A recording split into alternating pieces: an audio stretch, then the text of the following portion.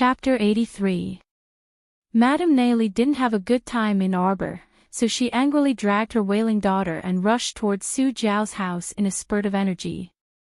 She didn't believe that Su Jiao wouldn't be envious and covetous when she found out that there were so many good things in Arbor's house. At that time, with Su Jiao leading the way, the mother and daughter pair following behind, they would definitely be able to snatch some good things back. However, if that box of jewelry fell into Su Jiao's hands, there was no guarantee that they wouldn't be able to get some back. The more Madame Nailey thought about it, the more pain she felt. However, she couldn't hold back the anger in her heart and went straight to Su Jiao's house. As soon as she entered the courtyard and called out, "Big Sister Su Jiao," a basin of dog blood splashed onto her head. Madame Nailey was immediately dumbstruck. The delicate Miss Qiao Yingchuan's cheeks were also stained with 2 drops of dog blood, and she immediately shrieked as if she had been stained with some corrosive liquid. She covered her face with one hand and continuously smeared the blood, her eyes revealing a terrified expression. Madame Nailey was also shocked. When she focused her eyes, she saw an incense burner table in the courtyard, and 3 fist-thick incense candles were lit in broad daylight.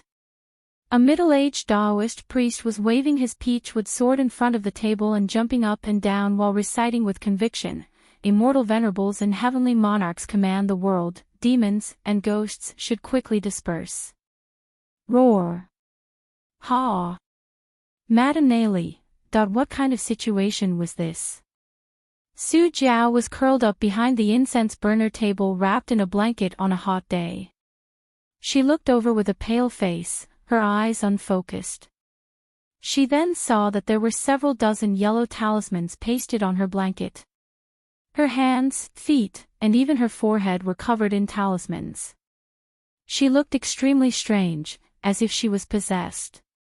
When Madame Nailey saw that the situation wasn't good, she immediately grabbed her daughter's hand and hastily escaped from the courtyard without even greeting Qiao Zhongheng.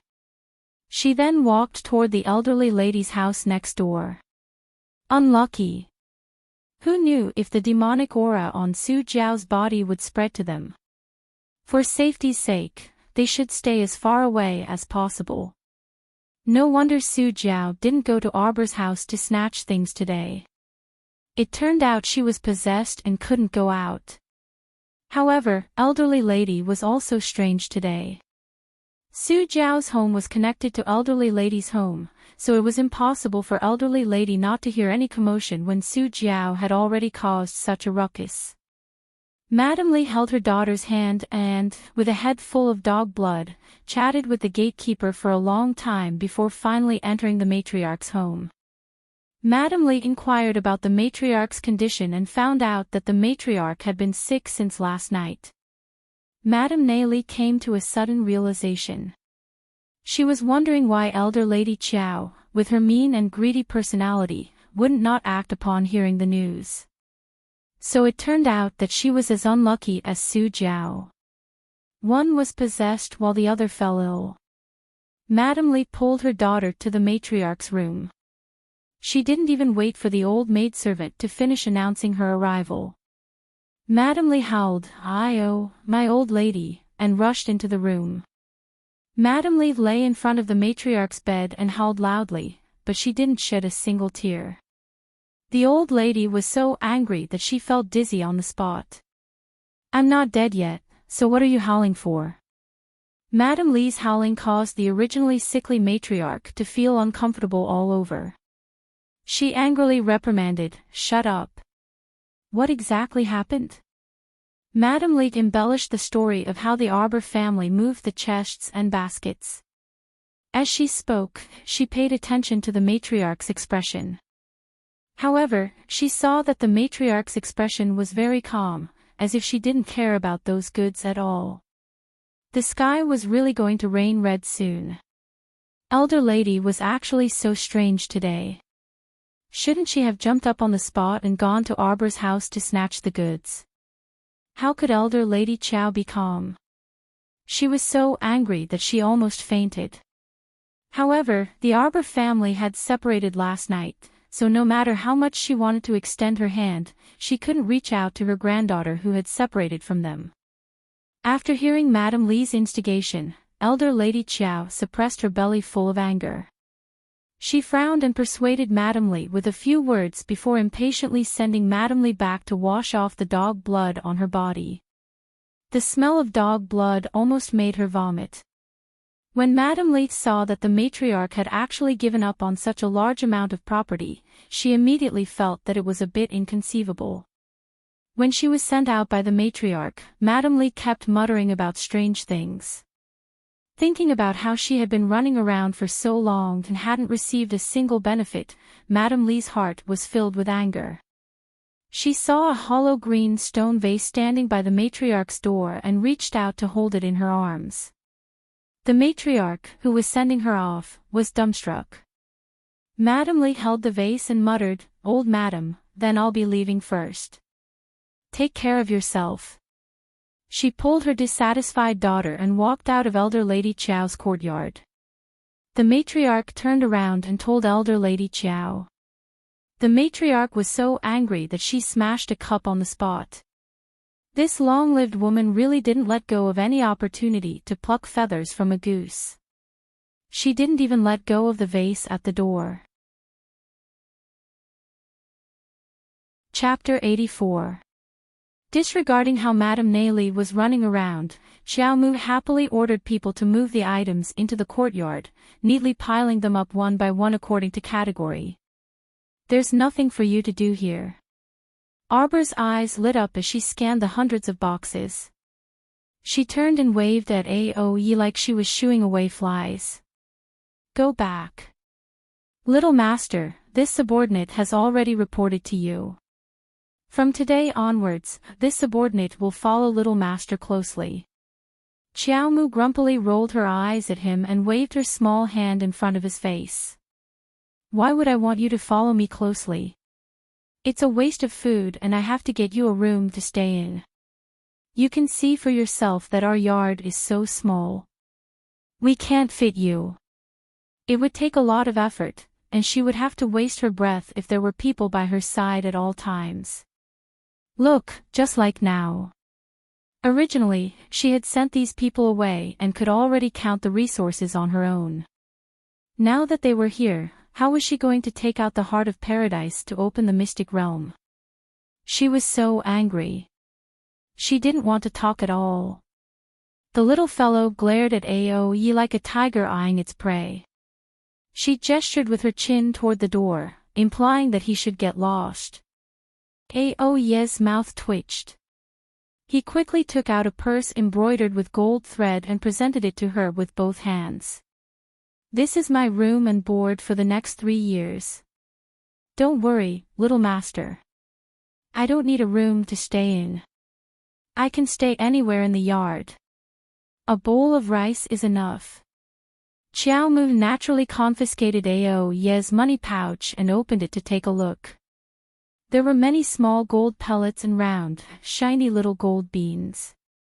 Other than that, there were also many colorful gemstones. Adding them all together, there were at least 10,000 taels of silver. Not to mention 3 years, it was probably enough to cover 30 years of expenses.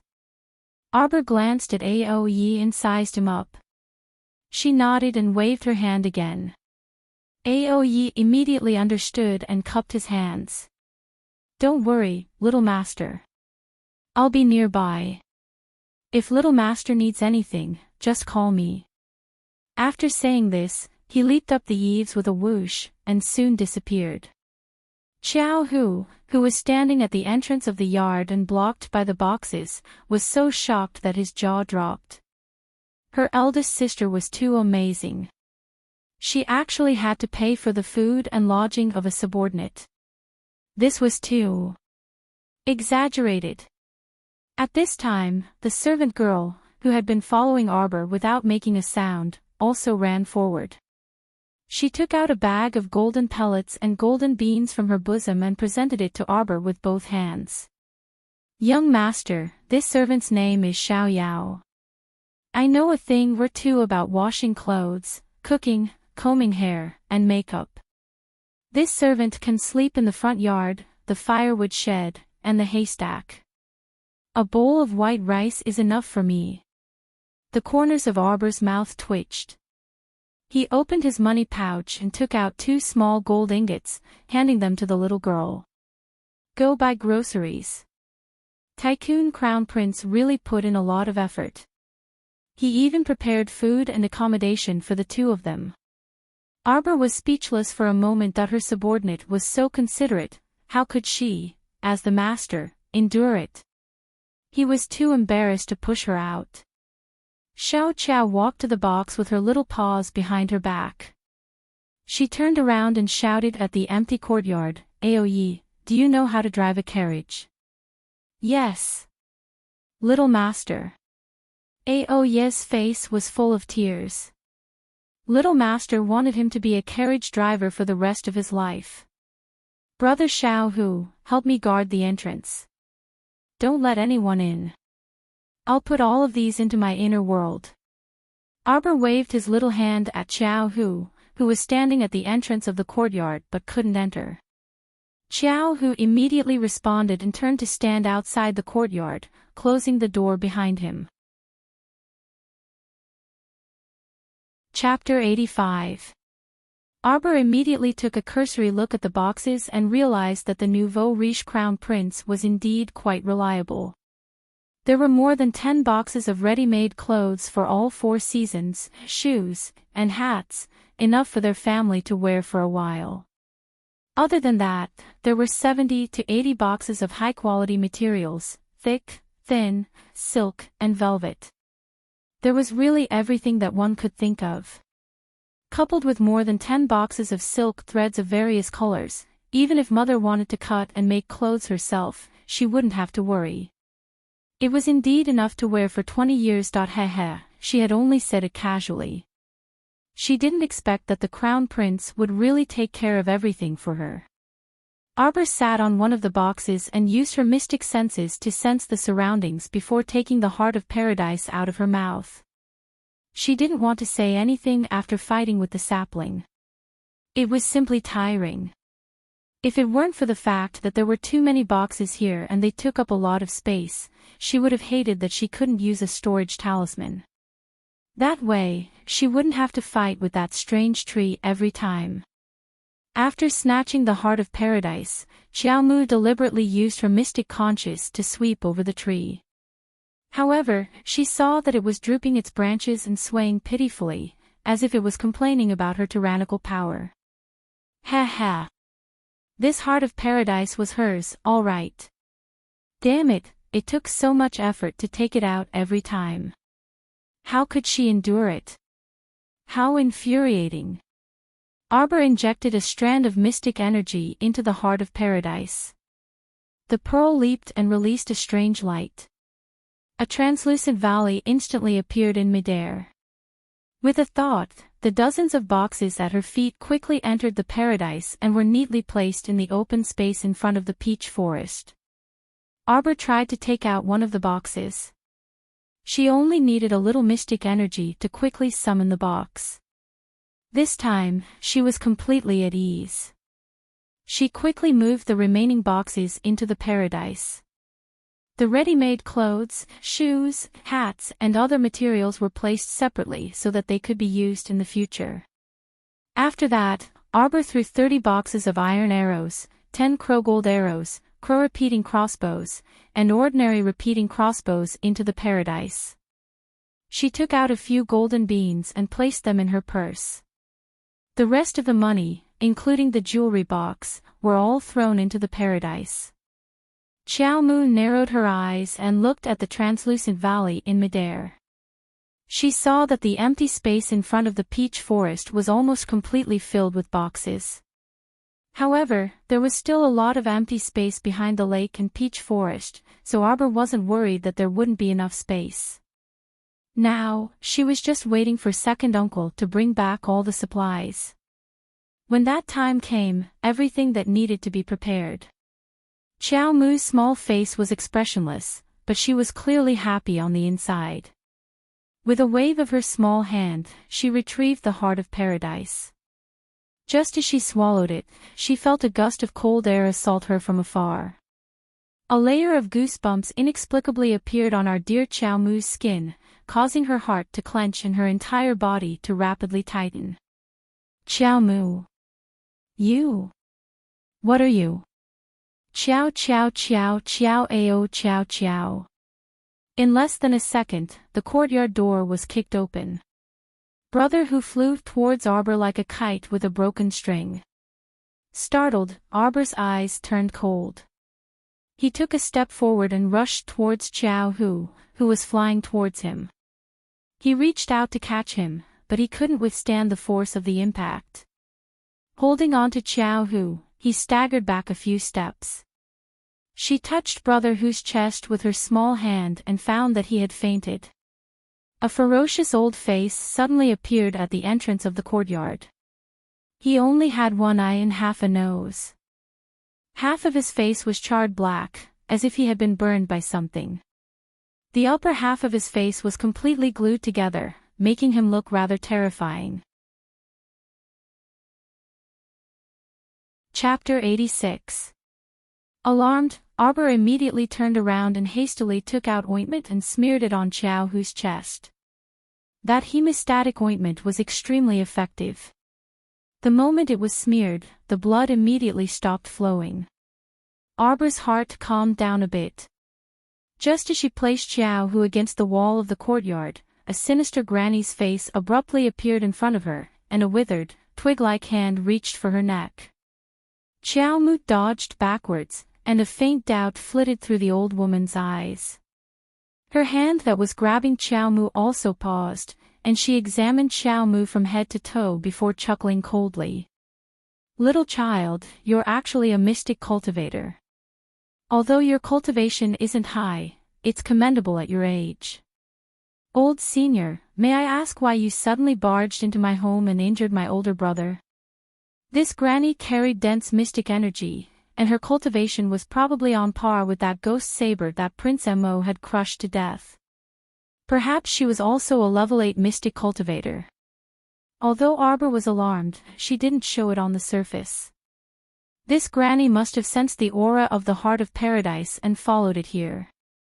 Arbor tightly clenched her fists, inwardly resentful. She was still too careless. Child, where are your parents? Father left early in the morning and still hasn't returned. Mother took the girl out to buy groceries. A trace of suspicion flashed through the granny's eyes. In reality, when she entered this courtyard, she had already used her mystic conscience to sense it. She knew that the little doll wasn't lying and that there was no one else's aura in this small residence. Little doll, tell Granny honestly, did anyone pass by your home just now? Or, did you see anything strange? Arbor honestly shook her head.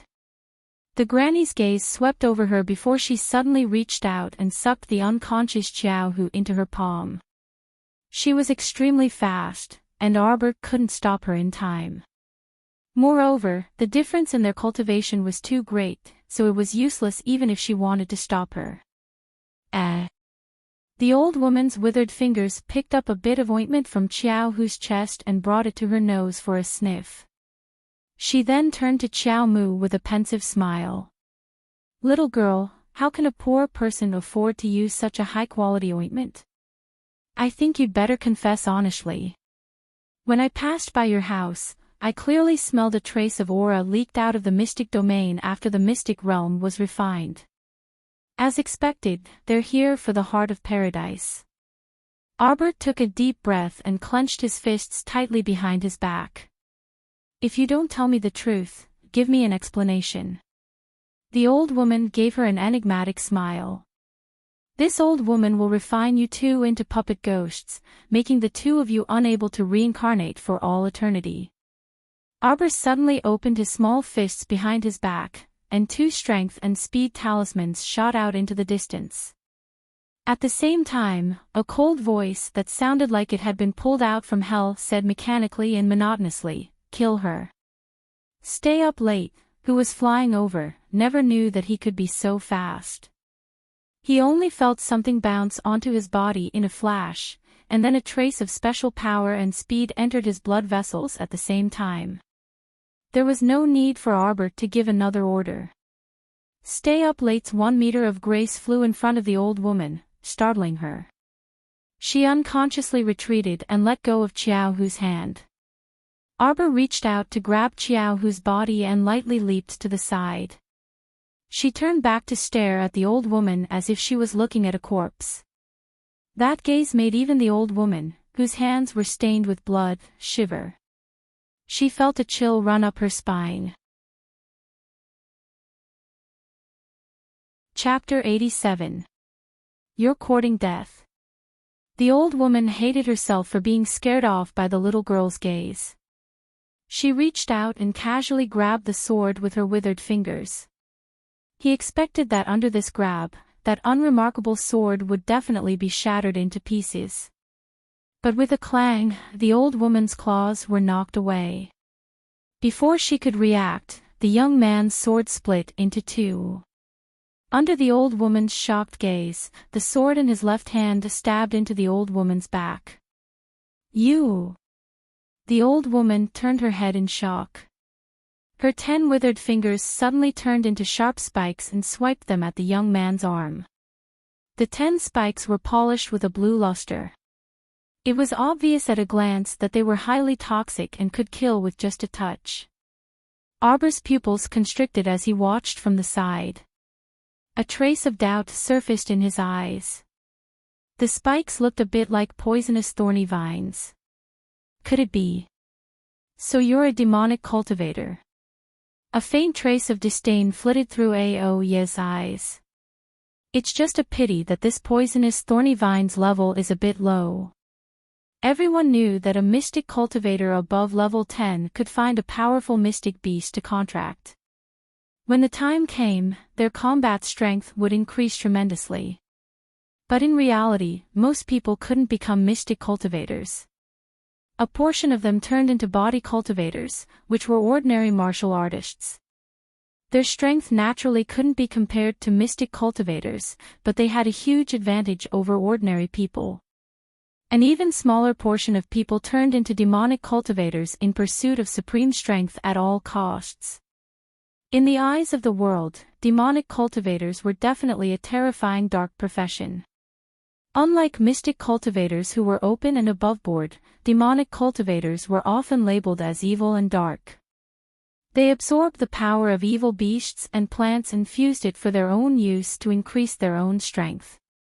Their most common manifestation was that they fused part of the power of evil beasts and plants into their bodies. For example, the old woman's fingers could already mutate into poisonous thorny vines. This meant that her fusion was considered successful. Don't look at how the demonic cultivators were looked down upon right now. Once the zombie apocalypse happened, the survival advantages of this kind of people would quickly become apparent. In the later stages, when missions were exchanged for supplies, many special operations teams were born. At that time, the status of demonic masters in the teams was almost comparable to that of apothecaries. They were all indispensable and important members of the teams. He was a rare demonic cultivator, but there was no longer any need for him to exist. Kill her. Arbor was too lazy to investigate the old woman's identity and ordered again. Yes, little master. Roar. Stay Up Late suddenly released a giant beast with shiny black fur. It bit the old woman's arm, chewed twice, and spat out a pile of minced meat on the ground. It was a black panther the size of a small elephant. Its glossy fur flickered with a black light under the sun.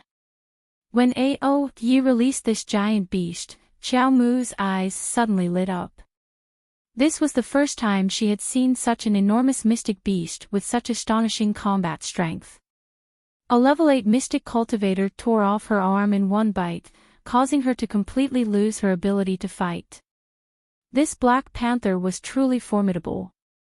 The nouveau riche crown prince was truly extravagant.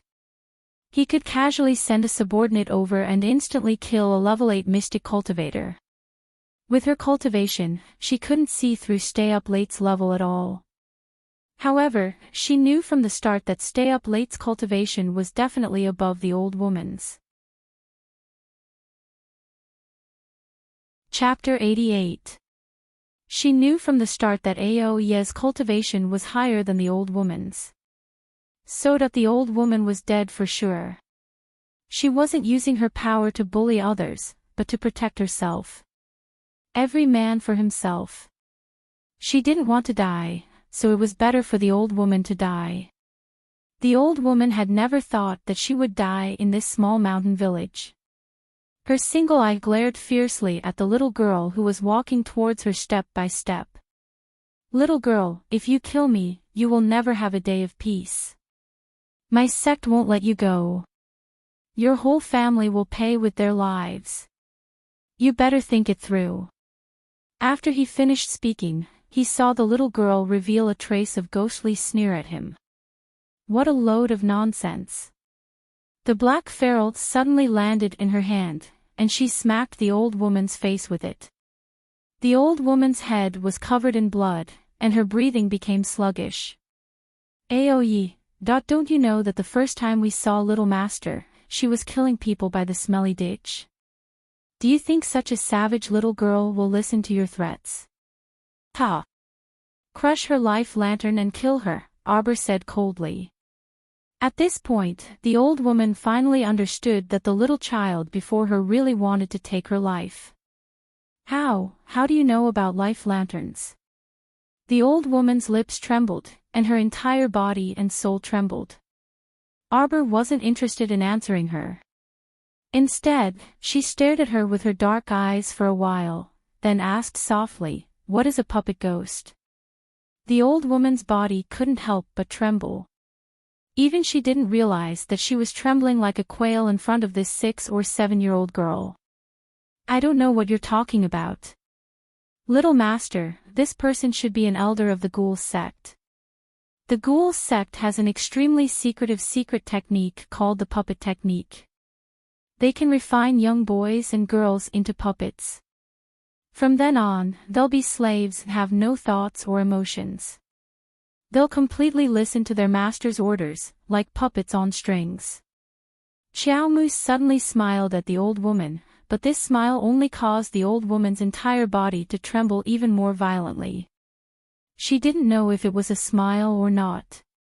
The lines on the little girl's face didn't change, and her eyes were cold as if they contained ice shards. Only her little mouth moved as if it was opening, and her rigid little face was still paralyzed. Her smile was uncoordinated, and it gave people goosebumps. You want to refine me into a puppet? Xiao Mu suddenly moved. She shattered the old woman's chin with a kick and abruptly dashed up like she had gone mad. She ruthlessly smashed the ferrule on her body, as if she wanted to use her entire life strength on this old woman. Trash like you who take other people's lives at the drop of a hat, what need do you have to live in this world? Dogs like you who don't care about other people's wishes and treat innocent people like kittens and puppies as puppets and slaves are the ones who should die first. Die!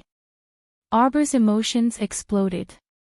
He fiercely wielded the black ferrule in his hand and smashed it on the old woman's face, body, and head. You're the kittens and puppies. You're the puppet slaves. You're the one. I'll let you refine me into a puppet. I'll let you treat me like a kitten or a dog. Go to hell, die, die. The little girl's eyes flashed with a fierceness that didn't match her age. She viciously smashed the ferrule on the back of the old woman's head, smashing it like a watermelon. Stay Up Late immediately rushed forward and grabbed the old woman's life lantern and crushed it. He saw the little girl holding the ferrule tightly with both hands. Her dark eyes were like whirlpools, so dark that no light could be seen. Chapter 89. Stay Up Late's heart skipped a beat. Seeing the little girl's demonic expression, he hurriedly bowed and called out, "Little Master." Xiao Mu's chilly gaze landed on the old woman's mangled body on the ground. There was clearly not a single person in her pitch-black and serene eyes. Little Little master. Stay up late's expression changed slightly. He raised his voice slightly to pull Arbor out of her emotions. The little hand that was tightly holding the ferrule loosened in an instant. Her frosty little face relaxed a little. She turned her head to look at the anxious black-clothed youth and nodded. I'm fine. Dispose of the body. Don't leave any traces behind. Yes. Stay up late nodded. He skillfully picked up the old woman's body and sprinkled some white powder on the ground with his left hand. The puddle of blood quickly dried up and disappeared. The yard seemed to have returned to its usual calm. But Arbor's heart could not calm down. She lowered her head and looked at Brother who was lying in the corner with his eyes closed. She subconsciously clenched her fists tightly. She knew very well that stopping the bleeding on the chest would not be of much use. The old woman's attack had caused serious damage to Brother Who's internal organs. No one in this small mountain village could heal him. Little master, this little brother's injuries are serious. He might not live. Stay up late knew that the little girl was upset and wanted to comfort her. Arbor nodded and interrupted him. Go take care of it. Yes. Stay up late took 2 steps forward with the old woman. He heard the little girl's soft voice behind him. I've troubled you. Next time. I'll be more careful. Stay up late paused for a moment. He did not know why, but his emotions were inexplicably complicated. She was so young, but her expression made it seem as if she had experienced the vicissitudes of life for decades. Just looking at her made one's heart ache. Stay up late cupped his fists and said, I'm not afraid of trouble. He carried the old woman's body up the roof and disappeared in a few leaps. Arbor carried the unconscious Xiao Hu into the house. She sat by the child's bed in a daze for a long time. Her cold little hand held the boy's rough palm. Little tiger. Arbor's voice couldn't help but choke.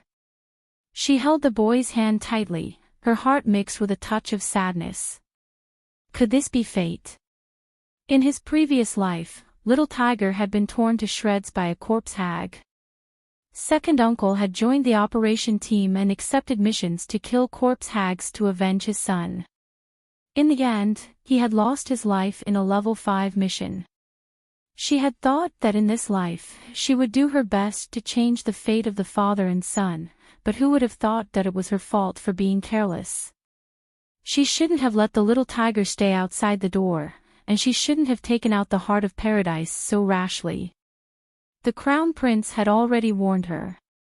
It was her ignorance that had harmed others and herself. It was her fault. Xiao Mu sat on the edge of the bed with her head lowered. She tightly grasped the boy's hands and pressed them against her forehead with her eyes closed. She continuously used her small hands to forcefully knock against her forehead, completely unaware that her small hands holding the boy's hands were emitting a faint green light. Master, master, don't torture yourself anymore. This is just a small wound. You used to be able to heal it with a single golden needle. Xiao Mu raised her head in shock and looked around. Other than Xiao Hu, who was lying on the bed on the verge of death, she was the only one in the room. Who? Who's talking? Chapter 90. Master, master, it's Little Ball. Little Ball. Sob, sob, sob. The soft voice sounded pitiful as it sobbed. You really don't remember Little Ball? Sob, sob, sob, sob. Arbor jumped up and looked around to confirm that she and Xiao Hu were alone. Then, this voice. Master, you're bad. The aggrieved voice sounded. This time, Arbor realized that the soft voice didn't seem to be coming from the outside world. Instead, it seemed to be coming directly from her brain. Who are you trying to trick? Come out. Arbor felt her nerves tense up. The soft voice suddenly disappeared. Arbor roared into the air, but the other party didn't respond for a long time. Why aren't you saying anything? Xiao Mu was completely confused. Sob, sob, sob, sob. The weak cry echoed in her mind, mixed with a few sobs. Arbor was at her wit's end. She couldn't figure out what was going on and couldn't see the other party. Arbor could only ask tentatively, "Your little ball?" "Ah." The soft voice instantly rose in pitch, filled with unbelievable excitement. "Master, Master, you remember Little Ball. You remember Little Ball's name. Master, you remember Little Ball. Ah, ah. Master remembers Little Ball. Are you crazy? Didn't you tell me the name Little Ball yourself?" Arbor was really speechless. She didn't want to talk to this idiot anymore. "What did you say about golden needles?" Arbor asked patiently. "Master, you just have to open the star domain and take out the set of magical needles that your master gave you. You'll definitely be able to cure this kid on the bed." Arbor chuckled. Although she could understand every single word that this idiot said, why couldn't she understand the meaning when they were put together? What the hell was the star domain? When did she have a master? And what magical needles? Were you sure you weren't joking? You've got the wrong person. Arbor concluded with certainty and walked out the door. No matter what, she had to try to get someone to treat Little Ball. Even if there was only a slim chance of survival, she had to try. "Master, Master, how could Cho-Cho recognize the wrong person? You're Cho-Cho's master. We've lived and died together for so long. I'm Master's only Cho-Cho." Arbor stepped out of the door, his delicate eyebrows furrowed. There was a nagging voice that kept echoing in his mind. Cho-Cho, Cho-Cho, Cho-Cho, he really wanted to slap it to death. "Master, why don't you use your inner vision? Cho-Cho is in your Dantian's mystic domain. Cho-Cho won't lie to Master. Master, Master, Master. What a noisy baby. Wait a minute."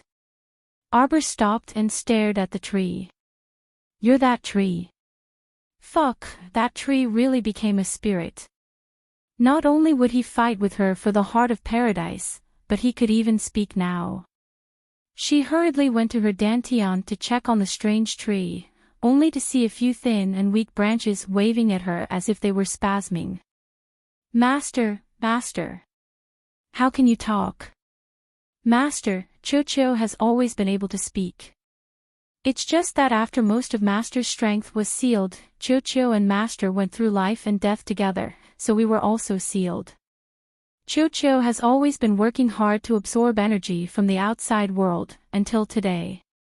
"Stop. It's really you. You're secretly absorbing my mystic energy, right?" Arbor angrily lashed out at the little tree. "I was wondering why my Dantian was so strange. Back then, the mystic domain that stored mystic energy was the size of an olive pit, right? Now, it's gone because of you. The reason why my mystic veins are so thin and weak is also because you've always been secretly stealing my mystic energy." When she first broke open her mystic veins, the mystic domain was still very normal. Later on, it freaking mutated. So angry. Chapter 91. Woo. Master, Cho-Cho is very useful. Cho-Cho's leaves can not only increase one's mystic energy, it can also strengthen one's body and prolong one's life. Woo-woo, also, Cho-Cho can bloom and bear fruit in the future. If Master eats the holy fruit, your cultivation will at least increase by 2 levels. Feeling that its little master was disdainful of it, the sapling sobbed. Along with its sobs, the tree's body even trembled back and forth, looking very pitiful. Arbor was speechless for a moment. Looking at its bare sapling, "Then where are your leaves?" "My leaves have all been plucked by Master to feed those 2 foodies, woo woo woo." Speaking of this, Chocho felt very sad. This unscrupulous master, as long as she saw that it had grown leaves, she would take them all away. Arbor's mouth twitched. Seeing how pitiful it was crying, she couldn't help but say, I definitely didn't pluck them. And even if I did, I wouldn't have plucked all of them. In any case, I would have left you two to cover up your ugliness. Although you make it sound like I really did this unscrupulous thing, I'm very clear that I didn't do it. Arbor chuckled coldly. It's you, it's you, it's you.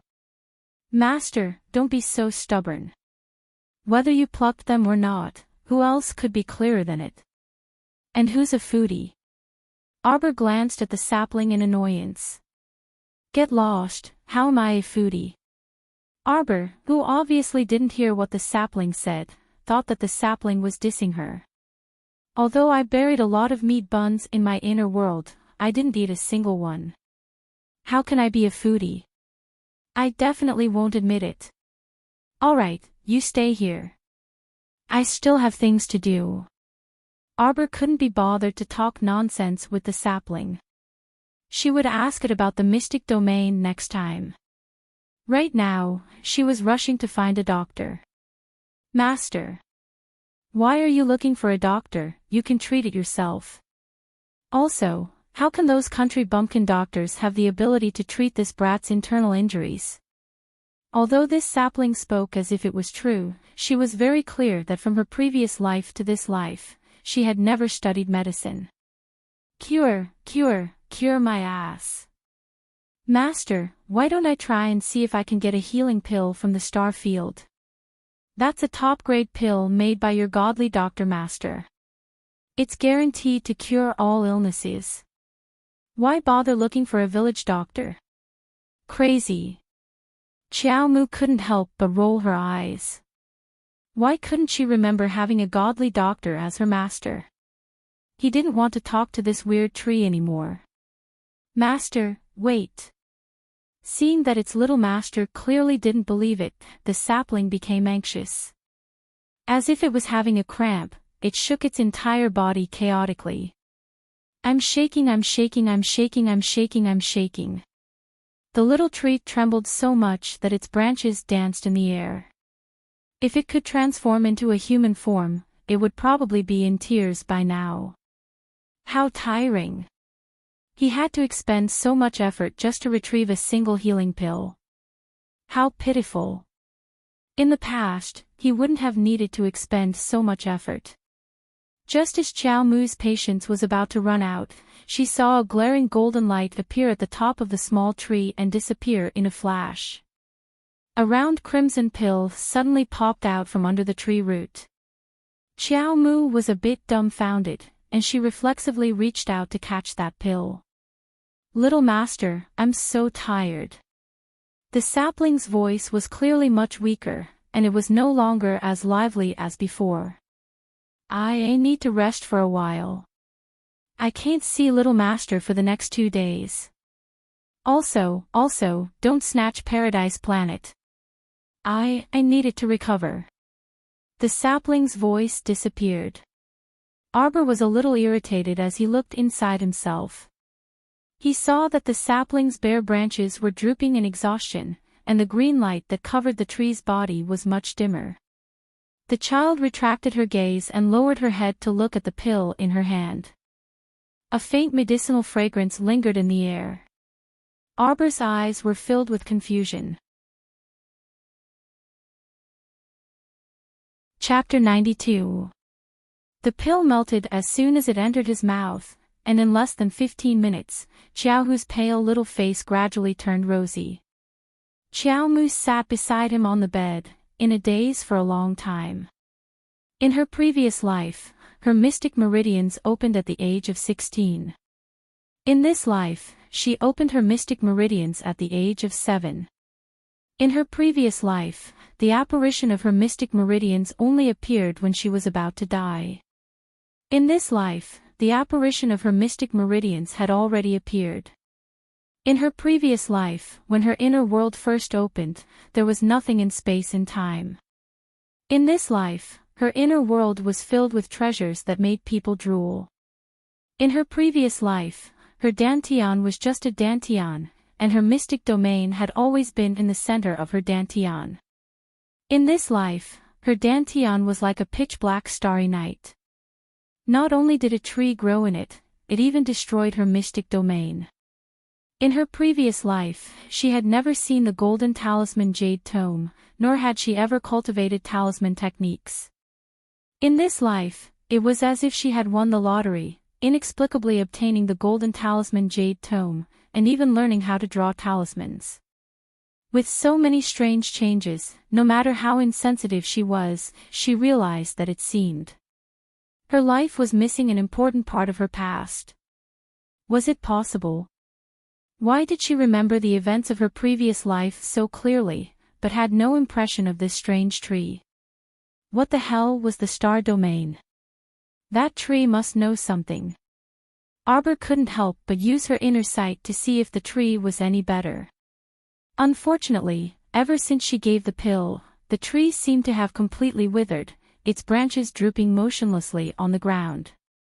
Arbor thought that if it could transform into a human now, it would probably do the same paralyzed pose as her. Jojo. Mother's voice came from outside the courtyard. Xiao Mu's figure moved, and when she looked up, she saw that Xiao Hu had opened his eyes and was looking at her with a confused expression. Little sister. Xiao Hu's memory was still stuck at the scene at the courtyard entrance. He was a bit nervous and wanted to sit up. That fierce granny, she. It's fine, brother Xiao Hu. Arbor held Xiao Hu's small hand. Rest a bit more. My mother is back. I'll go out and take a look. Xiao Hu's awakening made Arbor feel a lot more relaxed. She jogged out the door and stood in the courtyard with a slightly stunned expression. Wei Ziqin walked up with a helpless expression and poked her daughter's nose. Who needs to buy so many vegetables? Xiao Yao, that girl, can't wait to move the entire market back home. The waiter happily took the few copper coins that Xiao Yao gave him and happily pushed the handcart away. Arbor stared blankly at the 40 to 50 baskets of vegetables and birds piled up in the small courtyard. He silently looked at the girl in green clothes. Miss, this servant knows that the young master has a hobby of collecting supplies, so this servant bought all the vegetables that could be bought in the entire market. There are still 15 taels of silver and 300 copper coins left. Xiao Yao said as she handed over a small purse. The corner of Arbor's mouth twitched. He waved his hand and said, "Keep it. This lass is really smart. She can actually see through my intentions so accurately." The small gold ingots that she had given her previously were worth 1 tael each. The current price of 1 tael of gold was about 10 taels of silver. 1 tael of silver could be exchanged for 1,000 copper coins. Little Xiao Yao had practically emptied the entire market and actually spent less than 5 taels of silver. Arbor's mood was slightly lifted. From the looks of it, the 400 taels of gold that she had given second uncle should be enough to buy a lot of food. Speaking of which, second uncle should be back in 2 days. Chapter 93. On the other hand, Wei Ziqin looked at the 50-something baskets of vegetables in front of her with a slightly worried expression. It was true that mystic cultivators had inner worlds, but could her daughter's tiny inner world hold so many things? Although Wei Ziqin was a normal person, she still had common sense about the size of a mystic cultivator's inner world. Jojo, where are the things from the dozen or so carts from before? Wei Ziqin suddenly recalled that compared to the dozens of baskets of vegetables, the dozen or so carts of supplies that had been shipped over in the morning were even more troublesome. There were more than 100 boxes of clothes alone. How could her small inner world hold them all? Arbor tilted her head in thought before taking out 4 storage talismans and waving at her mother and Xiao Yao. Mom, Xiao Yao, help me divide these vegetables first. 15 minutes later, Wei Ziqin and Xiao Yao helped Arbor divide the things in the baskets into categories according to vegetables, meat, and poultry, and spread them all over the ground. Look, this is called a storage talisman. Arbor waved the yellow talismans in her hand at Wei Ziqin and Xiao Yao before swiping 2 fingers over one of the storage talismans. After a faint yellow halo flashed, all the vegetables on the ground were stored into the storage talisman by Arbor. She then put away the storage talisman that was full of vegetables and took out another one. Following the same pattern, she stored all the meat and eggs on the ground into this storage talisman. She then sighed in relief and said, "This type of storage talisman is only 1 cubic meter in size. The storage space is limited, and each item can only be stored 100 times. So there's no need to put these baskets that take up space inside." Our dear Chiao Hu, who had come in response, was like a country bumpkin. He gaped in shock and looked at his eldest sister like she was an immortal. Let alone Chiao Hu, even Wei Ziqin had never seen a storage talisman before. On the other hand, Xiao Yao knew a bit about the rarity of storage talismans, so she looked at her little master with sparkling eyes. Time and space inside a storage talisman are relatively still. Without special circumstances, the items stored inside won't change at all. After saying that, Arbor stuffed a yellow talisman and a blue talisman into her mother's hand. "Mom, drip 2 drops of blood on these 2 talismans, and you'll see how big the storage space is." Wei Ziqin's was like she had received a hot potato and hurriedly waved her hand. "Mom doesn't want it. Mom is just a normal person. What do I need these mystic cultivator artifacts for?" Xiao Mu remained impassive. "Mother." She grabbed her mother's hand and walked to a wooden stool at the side to sit down. "Actually, when I was kidnapped by human traffickers after school, there were some things that I didn't tell you clearly." Wei Ziqin felt like her heart was about to jump out of her chest. Looking at her daughter's expressionless face, she nervously held her hand and asked, "What is it?" "Actually, the people who caught me that day were from an evil sect. They saw that I became a mystic cultivator at such a young age and felt that I was very useful. They wanted to make me into a puppet ghost for the evil sect to use." Arbor made up a story without blushing or skipping a beat. Wei Ziqin's face immediately turned pale. Although she didn't know what the name puppet ghost was, she felt that it was very terrifying just from hearing it. So her Jojo had actually experienced such a dangerous incident. Wei Ziqin tightly grasped her daughter's hand and urged, and then that youth saved daughter and even gave daughter quite a few of these storage talismans. Xiao Mu's face was stoic as she continued to make up the story without blinking. "The youth said that we shouldn't stay here for long. Daughter has already been targeted by those evil sect people, so we must leave Quoto village." Chapter 94. As she spoke, she tried her best to put on a worried expression and imitated the crown prince's tone as she sighed. "If we don't leave this place soon, our lives will be in danger." Xiao Yao almost burst out laughing. Little Mrs. Face was really unsuited for this kind of strange expression. She was so worried that she didn't notice it. Instead, she looked paralyzed and her face scrunched up into a ball. It was inexplicably comical. "Eldest aunt, we can't let those bad people take eldest sister away," Chiao Hu said hastily. Other than his face being a bit pale, his body looked fine. This child wasn't someone who could rest well. He wanted to get out of bed as soon as his body recovered. Thankfully, that life-saving medicine was really effective, so Arbor was relieved. Wei Ziqin couldn't tell at all that Chiao Hu had suffered serious internal injuries and was about to step into the gates of hell. At this moment, she heard Chiao Hu clamor, "Eldest aunt, why don't we pack up and leave immediately?" Wei Ziqin reflexively nodded in agreement, but Arbor couldn't help but secretly roll his eyes. How could they be in such a hurry? "Mom, there's no need to be in such a hurry. Besides, we can't just leave like that. We have to pack up our things and wait for second uncle to come back. Oh right. Dad's still outside. Xiao, who only remembered his dad now. But what about those people from the heretical sect?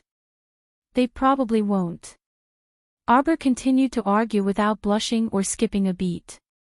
Those people were chased away by the crown prince, so they probably won't be back for a few days. We still have time. As he spoke, he stuffed 2 storage talismans into Wei Zichin's hands.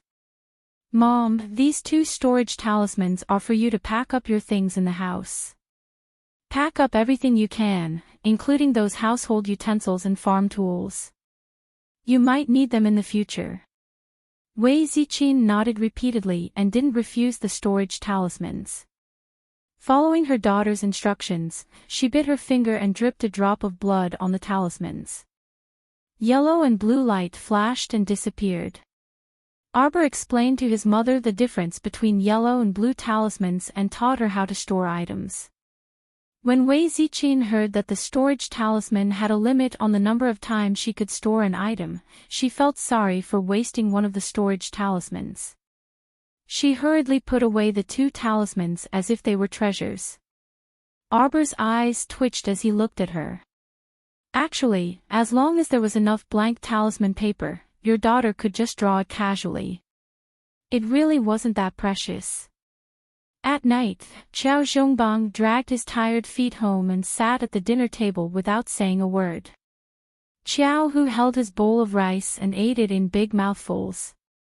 His face was very rosy, and there were no signs of injury at all.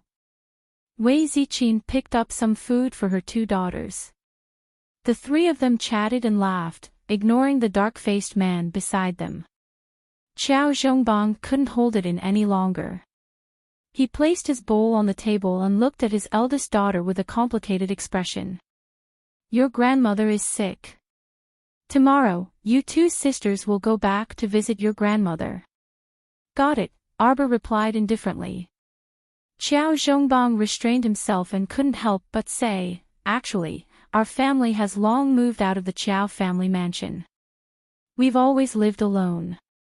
In fact, we've long separated from the family. There's no need for us to go through the extra step of writing this separation document. We even angered your grandmother until she fell ill. Arbor glanced at the man indifferently and said indifferently, isn't it good to write a separation document? This is the clan's rule. It's clear and proper so that there won't be any complications in the future. As the saying goes, even blood-related brothers settle accounts clearly. Don't you think so? Those good-for-nothings from the Qiao family shouldn't even think about getting a single cent of her resources. Xiao Zhongbang was immediately speechless. Chapter 95. The next day, Arbor carried the round little bun Jolin to the old madam's mansion. Arbor had fed her sister a lot of food these days, so the little bun in her hand had become much heavier. Little Jolin was carried by her sister as they ran. She clapped her hands from time to time and called out softly, "Sister, sister."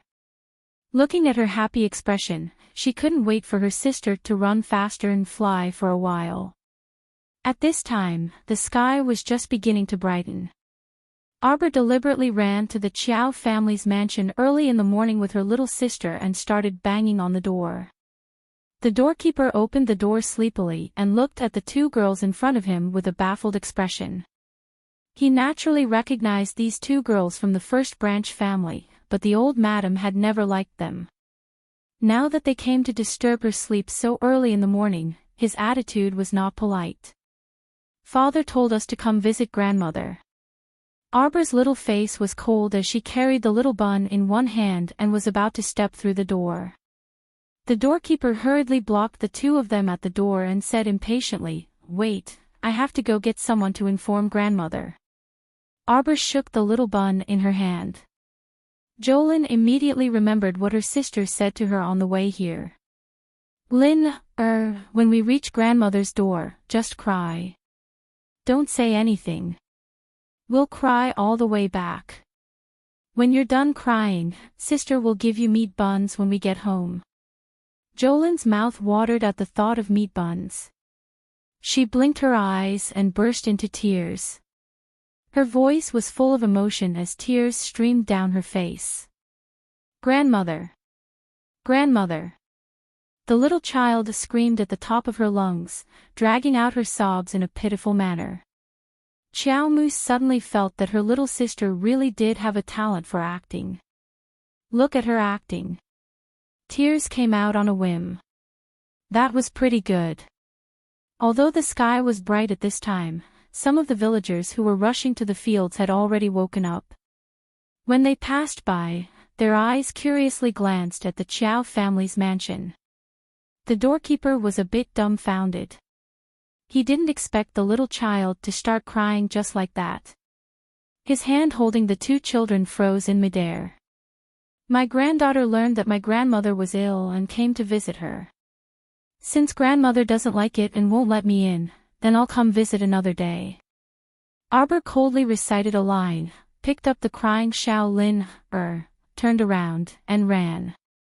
The gatekeeper was dumbfounded. Hey, little ancestor, can't you let me send someone in to inform them? After receiving her sister's order, Xiao Lin really cried all the way back. Xiao Mu already knew that the little bun was small, but her voice wasn't small at all. As she cried all the way back, she truly caught everyone's attention. Her small face looked miserable and pitiful, and the villagers all asked each other about it. When they learned that the Arbor sisters had come to greet the old lady out of goodwill but were chased away, they looked at each other in dismay. It seemed that the rumors about the separation of the Qiao family 2 days ago were true. This old madam of the Qiao family was really unkind. Arbor carried the crying Xiao Lin home and coincidentally bumped into Xiao Zhongbang, who was about to leave. Wei Ziqin had just come out of the kitchen after washing the pots and pans. When she saw her little daughter crying, she hurried over to comfort her. When Xiao Zhongbang asked for the reason, his entire face turned awkward.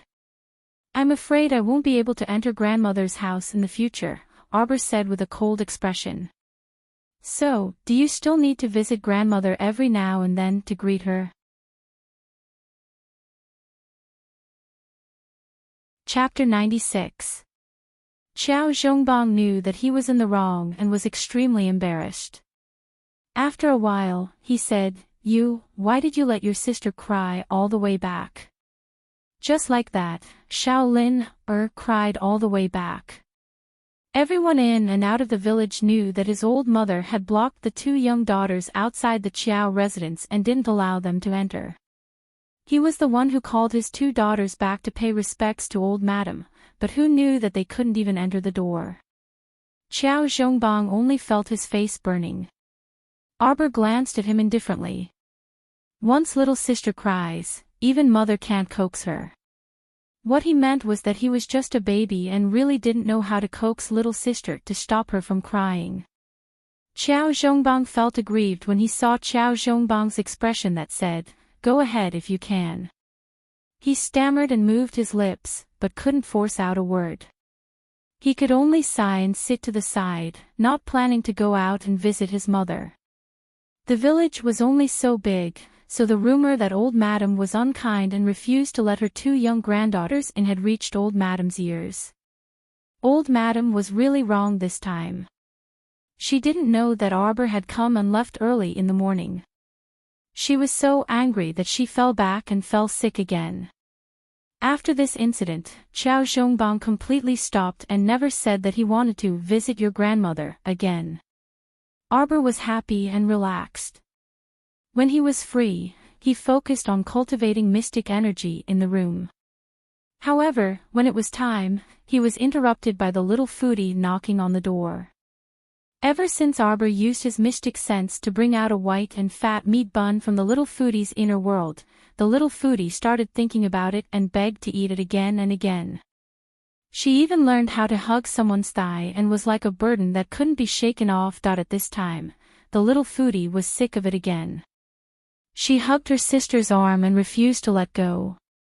She kept mumbling about meat buns, and it was simply demonic. Wei Ziqin didn't know whether to laugh or cry. She went forward to hug her younger daughter and coaxed, "How about mother make meat buns for you? Sister has meat buns, sister has meat buns." Wei Ziqin was speechless. She didn't like her mother's buns. Wei Ziqin only thought that Xiao Mu had bought meat buns for this little glutton ancestor to eat when she wasn't home. "Xiao, where did you buy these meat buns from? They look delicious. Look at how your sister is thinking about them every day.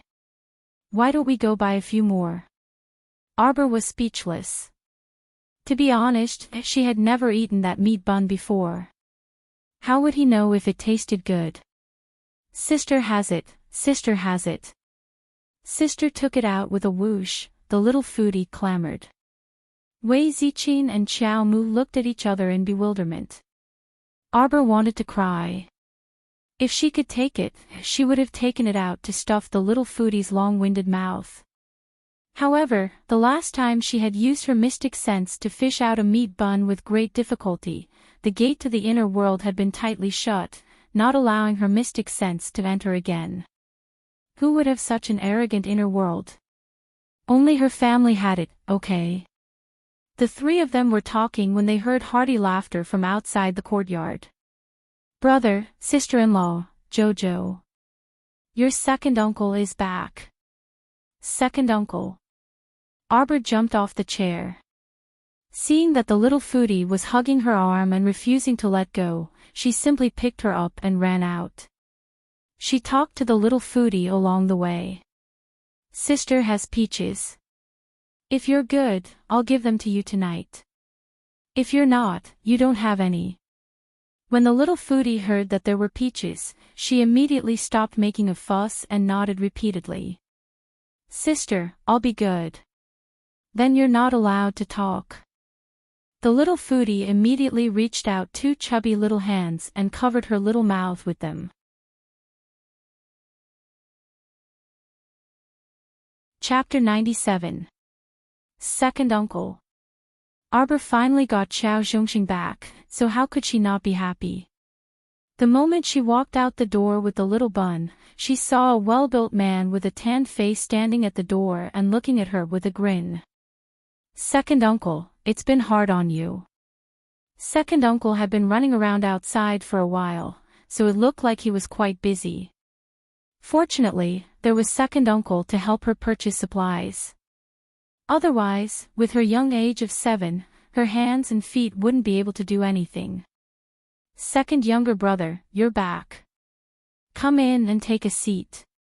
Your older brother is also in the room." Wei Ziqin went out to welcome him with a smile. "No need, eldest sister-in-law. I'll rest after I'm done." Xiao Zhongxing shook his head with a smile and gestured to Arbor. "Jojo, let's go. There are too many things, so we can't drag them into the village." Second Uncle asked the convoy to gather at the foot of Holen Mountain.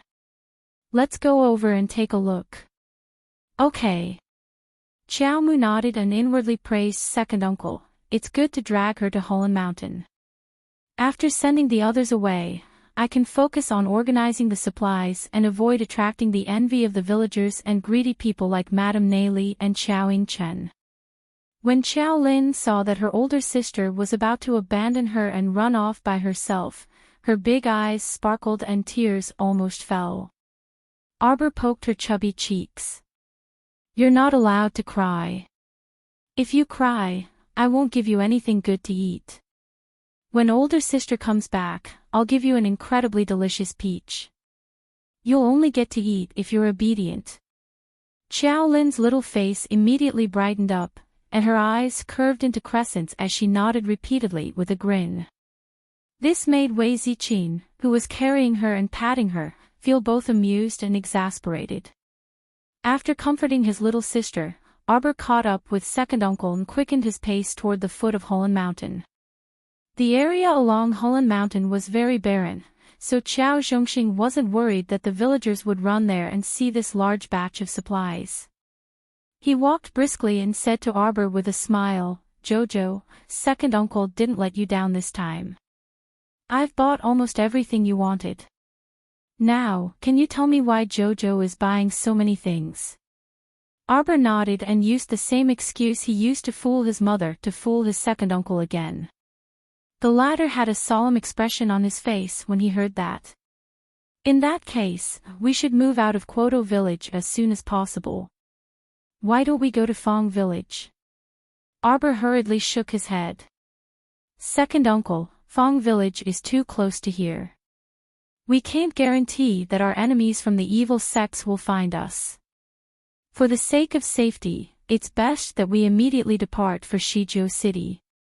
Shijo City has city guards, so even if the evil sect chases after us, they have to consider the consequences before making a move.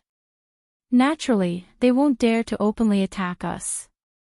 Qiao Zhongxing nodded as he listened, and he couldn't help but sigh in his heart at his niece's thoughtfulness. It was difficult for her to be so considerate at such a young age, and it truly made some adults feel inferior. "All right, then let's hurry up and set off after we finish collecting the supplies." As expected of father and son. Just like Xiaohu, second uncle was also a straightforward person. Arbor was somewhat helpless. He followed second uncle to the gathering point of the convoy. At a glance, there were at least 25 to 26 carriages. Arbor was in a good mood, thinking that second uncle must have spent all the money before returning. Spending money was great. This money would be worthless in a few days. At that time, even if you brought out a large amount of gold, silver, pearls, and jade, there might not be anyone who would exchange it for a bun in your hand. "Come, Jojo, second uncle will tell you about these goods." Second uncle was immediately in high spirits when he mentioned the things he had bought. Chapter 98. Since we're going to deal with people from the evil sects, then second uncle's purchase this time was correct. "Didn't you say you wanted 800 arrows? Second uncle bought 3,000 arrows for you this time. There are also 30 bows and 100 swords. They're all in the front 3 carriages. These 3 carriages are also ours." Arbor's eyes lit up and she nodded happily. Second uncle was indeed reliable. The little fellow was happy, but her face was expressionless. Qiao Zhongxing was also used to his niece's stoic face and didn't expect her to show any expression. He pulled her small hand and walked towards the 20 or so carriages behind them. Many workers were unloading the goods and were almost done. The goods were all piled up beside the carriages. The stacks of boxes and baskets dazzled the eyes. Arbor's gaze was fixed on the 100 wine jars and the corner of her mouth twitched slightly. Second uncle was really smart. He had even prepared enough wine for them. "Jojo, let me tell you, this food and drink is enough for the 6 of us to eat for half a year, let alone 3 months. As he spoke, he proudly scooped up a wine jug and placed it in his hand. "This is the highest quality bamboo leaf wine. The shopkeeper saw that I asked for a lot, so he gave me a discount. 100 coins per jug. 1 jar is enough for me and your father to drink for 4 to 5 days. Saying this, he laughed at Arbor. "Jojo, this much wine cost 10 taels. You won't dislike second uncle for buying this, right?" Arbor shook her head. "Second uncle, you're treating me like an outsider." "That's true." Qiao Zhongxing laughed heartily and continued to pull Arbor's small arm forward, excitedly introducing the items he bought. Second uncle's purchase could be considered to have a complete range of varieties. Just the variety of vegetables, meat, and poultry was enough to make people speechless. As Arbor looked, she silently understood second uncle's words. What did it mean to eat for half a year without a problem? The most valuable thing was that second uncle also bought 5 boxes of spices, nearly 20 boxes of medicine, and 2 carriages of various fruits.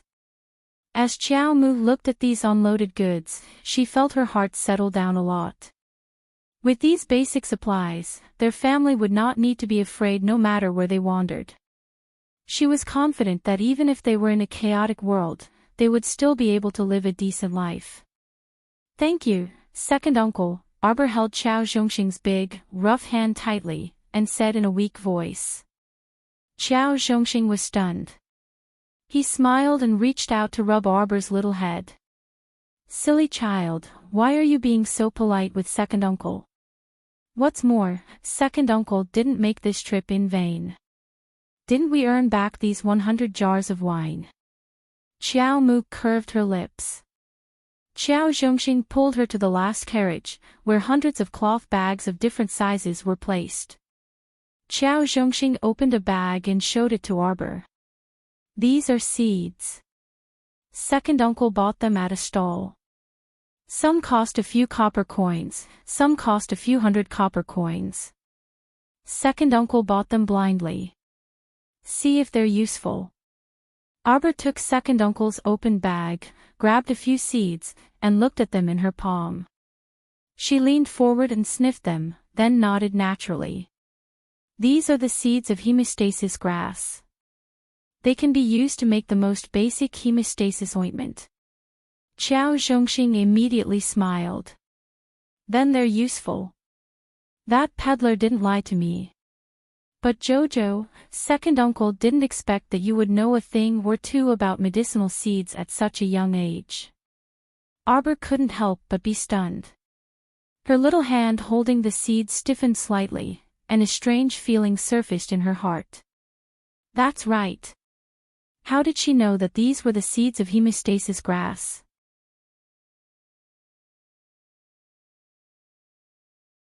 Chapter 99. Second uncle, take these people on leave first. Arbor gave her uncle a look, and Xiao Zhongxing immediately understood. He nodded and gestured for those workers to pull the 20-odd carriages away. Jojo must have her reasons for sending these people away, so Xiao Zhongxing did not ask further. Aoyi, Arbor softly called out after seeing the carriages leave one after another. The black-clothed youth appeared not far behind her like a shadow and cupped his hands in greeting. Little master. Arbor nodded. Use your mystic senses to sense if anyone is spying nearby. This time, she was more cautious. With her current level 3 mystic cultivator perception, she was definitely not as good as Aoyi's. Otherwise, she would not have attracted the ghost sex people last time. Aoyi nodded and silently released his mystic senses to sense. After a while, he replied, Little master, don't worry. There are no abnormal presences within a radius of 5 kilometers. Arbor nodded slightly before focusing on her dantian. She saw that the sapling was still sickly and drooping without any changes. However, a few of its branches were tightly hugging the heart of paradise and had not moved at all. Arbor sighed. If a storage talisman could store these things, she would be too lazy to take out the heart of paradise. That a mystic energy coiled around the heart of paradise and pulled, but the sapling hugged it tightly and did not show any signs of letting go. After a few times, Arbor was very helpless and could only use a negotiating tone to say to the sapling, Cho-cho. For some reason, she clearly felt that the sapling in her dantian seemed to have been shaken by her call, and 2 bare branches trembled slightly. Cho-cho, I'll borrow your heart of paradise for a while. 15 minutes, no, I'll return it to you in 7 minutes, okay? Look, there are so many things here, I have to take them away. Aggrieved. Our dear Xiao Mu wanted nothing more than to shed tears of sympathy for herself. She had never seen such an aggrieved master. The heart of paradise was clearly a mystic domain that she had refined, okay? Why did she have to get the damn tree's permission every time she wanted to use it? The inner world was a pit, and so was the Peach Springs. Arbor silently mourned for a while. She thought to herself that it was true that when a tree fell, a person would run away.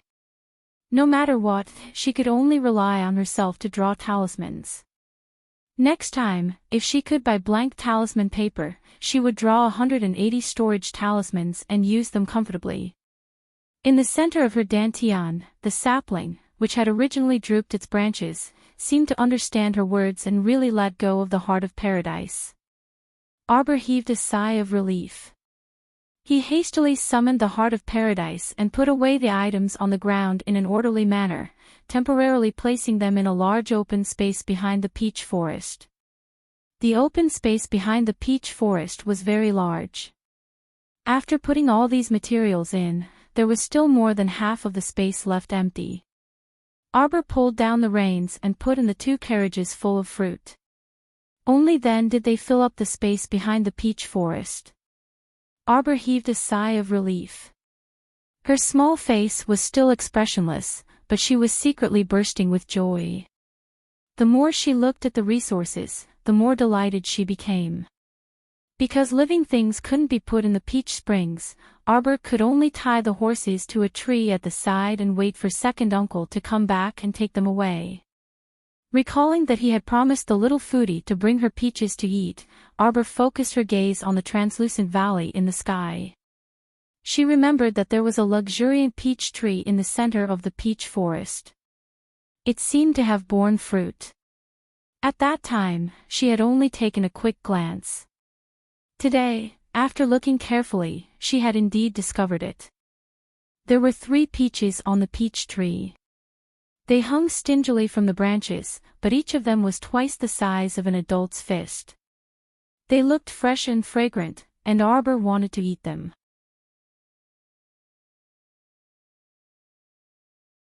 Chapter 100. After thinking it over, Xiaomu simply took out all 3 peaches and temporarily stored the peach she was going to give Xiao Lin into a yellow storage talisman, keeping it close to her body. This talisman was an exemplary talisman gifted by the Golden Talisman Jade Tome. Of the 4 storage talismans she drew, 2 of them were filled with things for her, and the other 2 were given to her mother to pack up the household utensils. It seemed that the top priority now was to hurry to Shizhou City. There was bound to be a place that sold blank talismans. When Qiao Zhongxing returned, he saw the little lass squatting under a tree at the side. She was holding a rather good-looking peach in both hands and munching on it happily. Qiao Zhongxing couldn't help but laugh. This was how a child should act. Normally, when Jojo acted like a little adult, she looked especially serious. She didn't look like a carefree child at all. Second uncle, eat a peach. Arbor handed him one and then continued to munch on her own peach. As expected of a paradise, it was truly delicious. The peach flesh melted in her mouth, and the peach juice was sweet but not greasy. After eating it, the fragrance lingered in her teeth and cheeks, and the aftertaste was endless. Xiao Mu wiped her small hands and suddenly felt a stream of hot air rapidly circulating in her mystic meridians. The little fellow was stunned for a moment and then quickly sat down.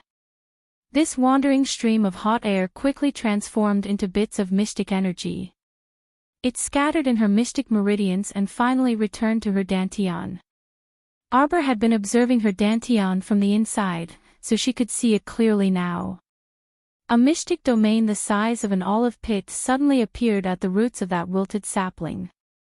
It only flashed for a moment before it absorbed the bits of rich mystic energy. However, at least 2/3 of the mystic energy was absorbed by the sapling's roots. It turned out that the mystic domain didn't disappear.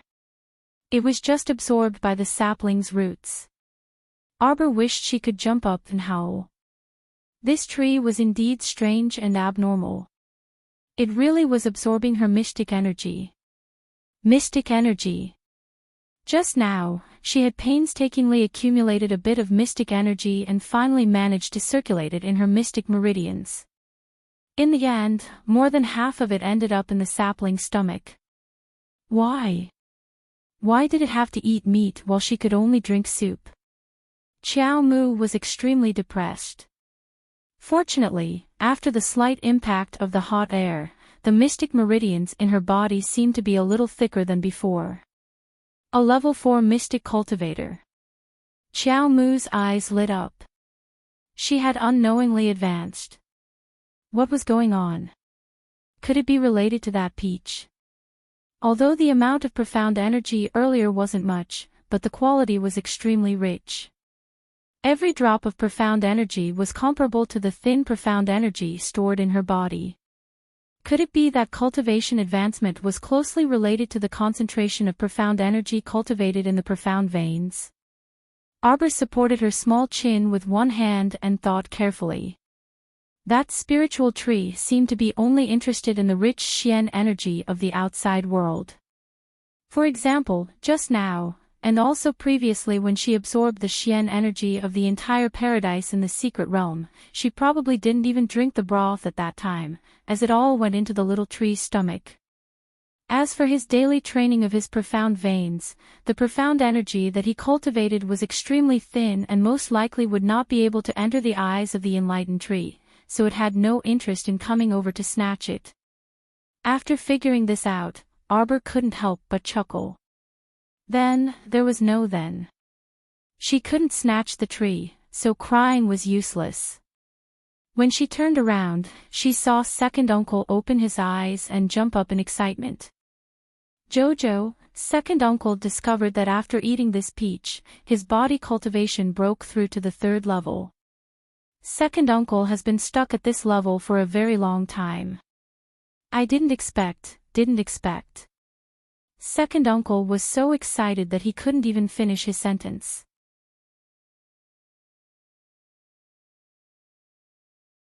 Chapter 101. Only those who had truly become a body cultivator would know how painful the body forging stage was. In order to strengthen their bodies and obtain strength that was stronger than normal people, they had to put in much more effort than mystic cultivators.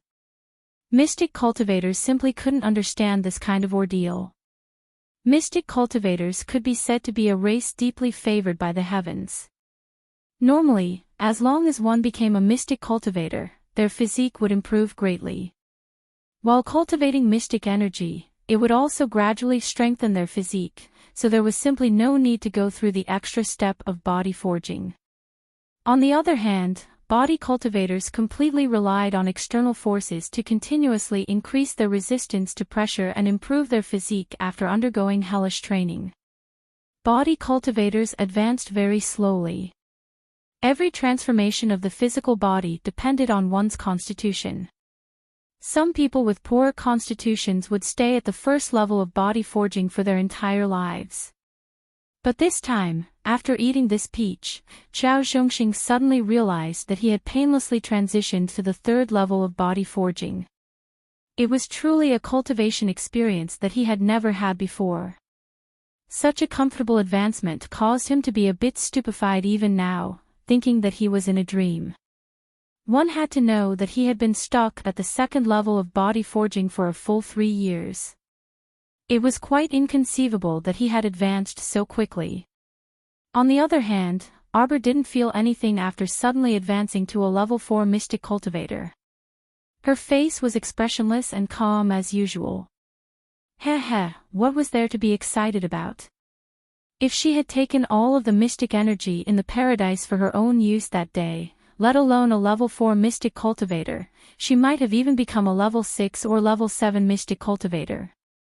Thinking about how unkind the spirit tree was, Qiao Mu's heart felt stifled. Arbor's brows involuntarily twitched when she realized that her second uncle had happily picked her up. To be honest, she was already in her 30s, so she really didn't like other people picking her up for no reason. Qiao Zhongxing didn't carry her for too long and placed her on the carriage with a chuckle. He jumped onto the carriage and whipped the horse, causing the carriage to gallop back to the village. After sending Arbor home, Qiao Zhongxing immediately turned back and led the remaining 5 yellow-maned horses home. Wei Ziqin prepared a table of dishes and invited Qiao Zhongbang into the courtyard to drink with him. Arbor was not hungry for the time being, so he walked out with a horse in each hand. Qiao Zhongbang stared at his eldest daughter's back with a complicated gaze. Qiao Zhongxing took a sip of the bamboo wine and narrowed his eyes.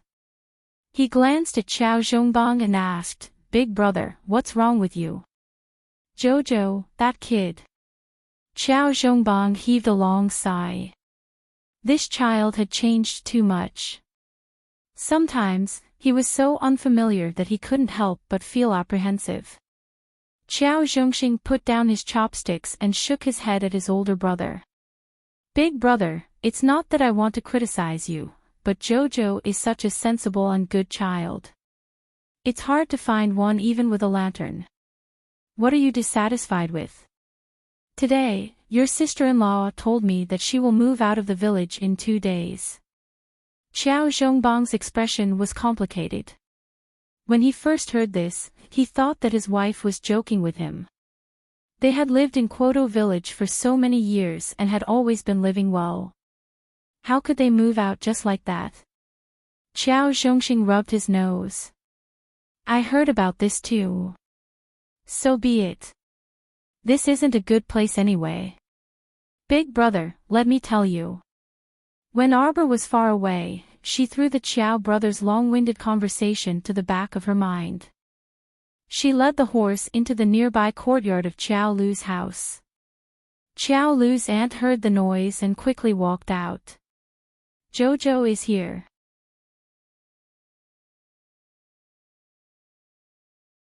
Chapter 102. Sixth Aunt Qiao welcomed Arbor in and said with a bleak and bitter smile, "Jojo, you're so considerate, coming to visit your sister Xiaoya again. She's in her room, but she still doesn't want to see anyone." The incident that happened at the Quoto village market that day was still vivid in his mind.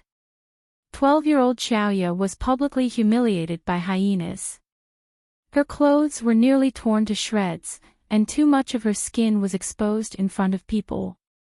Although she was the victim, in the eyes of the closed-off Quoto village villagers, Xiaoya was already an impure woman.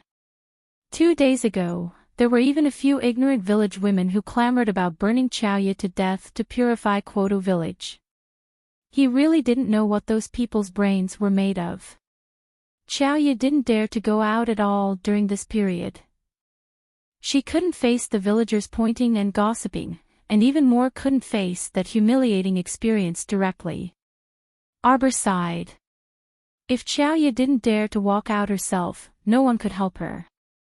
Although the current world was relatively tolerant of women, this was only because women were mystic cultivators, and Xiaoya was only a normal person. Old Xiao and Sixth Aunt Xiao were both good people. In the past, when their family lacked food and clothing, Sixth Aunt Xiao would often help their family.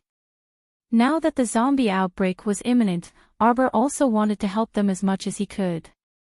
As for the other villagers, at her age, she truly couldn't care too much. Even if she went door to door and earnestly persuaded the villagers to leave, they would only think that she was crazy. They might even think that she was possessed by a ghost and want to burn her again. Everyone had their own fate, so she hoped that they would be able to fend for themselves. "Jojo, come sit." Sixth Aunt Xiao wiped her hands on her apron and pulled Arbor to sit down. "Your sixth uncle went out to pick vegetables and hasn't returned yet. Jojo, these 2 horses of yours are." Sixth Aunt Xiao had already seen Arbor leading the 2 horses in, so she couldn't help but look puzzled. Arbor had already tied up the horses in the courtyard and said to Sixth Aunt Xiao, "Sixth Aunt, our family will be leaving Quoto village the day after tomorrow. How about you and Sixth Uncle bring Sister Xiaoya along? Maybe Sister Xiaoya's mood will improve after leaving Quoto village." "Why are you moving?" Jojo's sixth aunt couldn't help but be surprised. Then she smiled bitterly and shook her head. "Jojo, sixth aunt and your sixth uncle have been rooted in this village for decades. Where else can we move to? Don't worry, your sister Xiaoya is just a little stubborn. I'll go and comfort her more, and she'll be fine soon." Arbor was not so optimistic. She clearly knew that ordinary people like Qiao Lu and Qiao Lu were vulnerable in front of a zombie. That thing would kill their family of 3. She couldn't help but advise her again, but Sixth Aunt Xiao only comforted her not to think too much. She only said that after this critical juncture, the family would definitely get better. She didn't have any intention of leaving Quoto village. Arbor sighed. He had no choice but to leave 2 horses for their family. Xiao Lu's wife was so scared that she repeatedly waved her hand and said no. Although Sixth Aunt Xiao was ignorant, she also knew that the price of an ordinary horse was usually about 20 or 30 taels. How could she accept such a generous gift from Arbor? Unexpectedly, Arbor didn't wait for her to elaborate. She waved her hand and ran out of her house like a wisp of smoke. Even when she returned to the door of her house, Arbor's mood was still heavy. Her mood was indescribably grave. She looked up at the sky and saw that dusk was heavy. A jet-black cloud stretched across the horizon. It looked like it was going to rain later. Rumble, rumble, rumble. The sound of thunder was accompanied by bean-sized raindrops that pitter-pattered against the wooden window lattice. Arbor lowered the window partition. When she closed the window, she couldn't help but look at the pitch-black horizon that was like the night sea. Vaguely, she seemed to see a large bird flapping its huge wings gliding across the horizon. Arbor was stunned. Something flashed through her mind like lightning.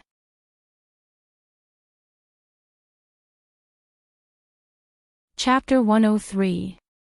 Coo, coo. The cries of the nighthawks made one's heart tremble under the pitch-black night sky. 150 kilometers away from the capital, on a muddy path, there was a funeral procession of more than 10 people braving the drizzle. The procession slowly moved forward, paper money fluttering in the air like snowflakes. After walking for a while, the rain started to get heavier. Under the dark sky, a large bird spread its wings and flew past with an ear-piercing cry. The people at the front of the funeral procession suddenly stopped. A flock of black crows fluttered in their direction, causing them to hastily reach out to sweep them away. Suddenly, an ice-cold, pale hand reached out from under the coffin lid. Someone in the procession let out a shriek. The coffin fell to the ground with a thud, making a dull sound. Under the dim starlight, a pot-bellied, long-haired, white-clothed woman stood there. She slowly raised her head, but when she saw the shocked expressions of the crowd, whose teeth were chattering, she didn't hesitate to charge forward with a roar. A horse procession braved the rain on the official road. Yu Xiu, wearing a straw raincoat, pulled on the reins. He frowned and listened for a while before patting his horse to follow Prince Mo. Master, did you hear any strange sounds? Prince Mo nodded. It wasn't just strange sounds. A faint smell of blood was transmitted over with the wind, allowing him to clearly know that there was an unforeseen event ahead. Everyone, be careful. Yu Xiu waved his hand and ordered the 20 or so black-clothed youths accompanying him. They were about to reach the capital. With those people's temperaments, if they didn't make a move now, they wouldn't have another chance. Prince Mo absent-mindedly swept his eyes over the front, an ice-cold smile on his lips. He didn't wear a straw raincoat on his thin, ethereal white clothes. However, when the drizzle drifted to his side, it evaporated into smoke and instantly disappeared without a trace. The journey was extremely boring. His few brothers only did assassinations and assassinations. They couldn't do anything new. They weren't as interesting as his little wooden baby. When he recalled that stoic face, the smile on Mo Lian's lips deepened slightly. TSK, I'm thinking of the little guy again. Annoying. A group of more than 20 riders galloped forward, covered in dust, on the official road. However, as the rain gradually increased, visibility became very low. Suddenly, a woman with a bowed head and a big belly jumped out from a muddy path and blocked the way. Yu Xiu hurriedly reined in his horse so that it would not collide with her. The group of youths were no longer hotheads. The road was vast at night, and a strange woman suddenly appeared on the dirt road. No matter how one looked at it, it was strange. Everyone immediately tensed up and silently prepared for battle. The woman was wearing a white dress that was stained with mud. Her long hair was wet from the rain and covered her face. His walking posture was very strange. His feet and hands were very stiff.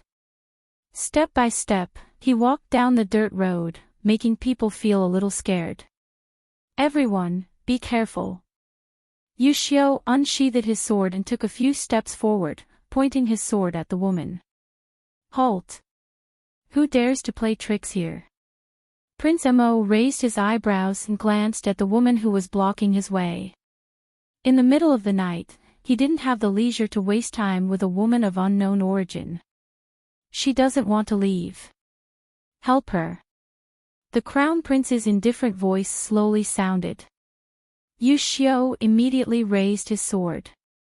In the blink of an eye, the woman abruptly raised her head. Her pale face was stained with blood, and her eyes were strangely protruding. She opened her mouth and let out a ghostly howl. Without waiting for Yushio to act, Prince Mo already waved his sleeves.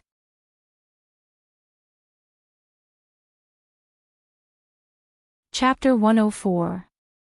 After the sound of the wind, the pale figure in the middle of the road fell down heavily. Crown Prince Mo unhappily smoothed out a crease on his sleeve, a faint sneer on his face. "The assassin this time's makeup looks like a ghost's. I wonder which idiot's handiwork came from. Do you think you're a ghost just because you turned into a ghost? Do I look like I'm afraid of ghosts? What a joke." Yushio silently twitched the corner of his mouth, raised his hand with a cold face, and said to the others, "Let's continue." "Wait." Prince Mo's cold voice sounded again at this time. Everyone tightened their reins in unison, waiting for orders in a well-trained manner.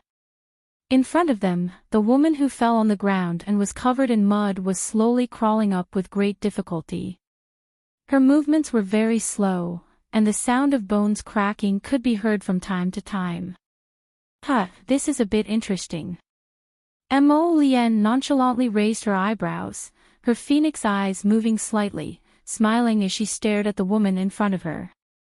That woman's left hand was unnaturally twisted, and after struggling to crawl up from the ground, she seemed to have identified Prince Mo as her target.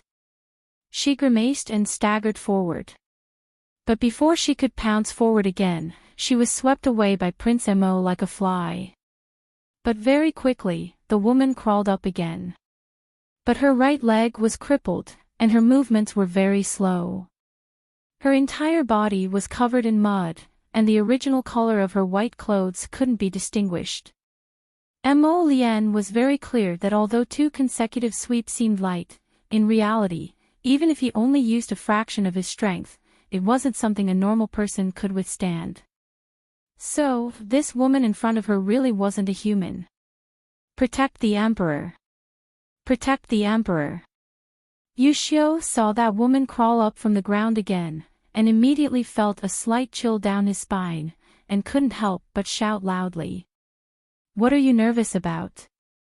Mo Lien indifferently swept a glance at Yushio, raised her wrist, and pointed in the direction of the woman. A solid ball of fire flew in front of the woman at the speed of light, and immediately pierced through her forehead, quickly burning inside her body. Although this was not the first time they had seen it, Yushio and the others still could not help but watch the scene in front of them with fear and trepidation. The Crown Prince's methods were indeed cruel. Compared to his immortal-like appearance, his gentle and elegant face, it was poles apart. "He's really dead." A faint voice floated out from his lips. It was not hard to guess that there was a trace of disappointment in it. Yushio's head was filled with black lines for a moment. "My lord, your flame projectile is so smooth that it can directly burn a person from head to toe into ashes. Not even a trace of brain juice is left. What can you do if you don't die?" If Xiaomu were here, she would definitely curse him for being crazy. How many people had lost their lives to the corpse puppets without being able to put up any resistance? Yet, this man had taken care of them in a matter of minutes. As Mo Lien looked at the woman who had been burned into a pile of ashes, he subconsciously tapped his chin with his horsewhip as he muttered to himself, "Little fellow, could this be the monster that you reminded me to keep a respectful distance from?" "Your Highness." Returned to the capital. Mo Lien's phoenix eyes narrowed slightly. Thinking of her mother and younger brother, she wondered if they were in any danger. With a light flick of the horsewhip, the group quickly disappeared into the night. Near the official road, on the muddy dirt road, there were more than 10 corpses lying haphazardly. A gloomy wind blew miserably. Suddenly, the corpses opened their bulging eyes at the same time, letting out ghostly wails and wolf howls at the dark horizon.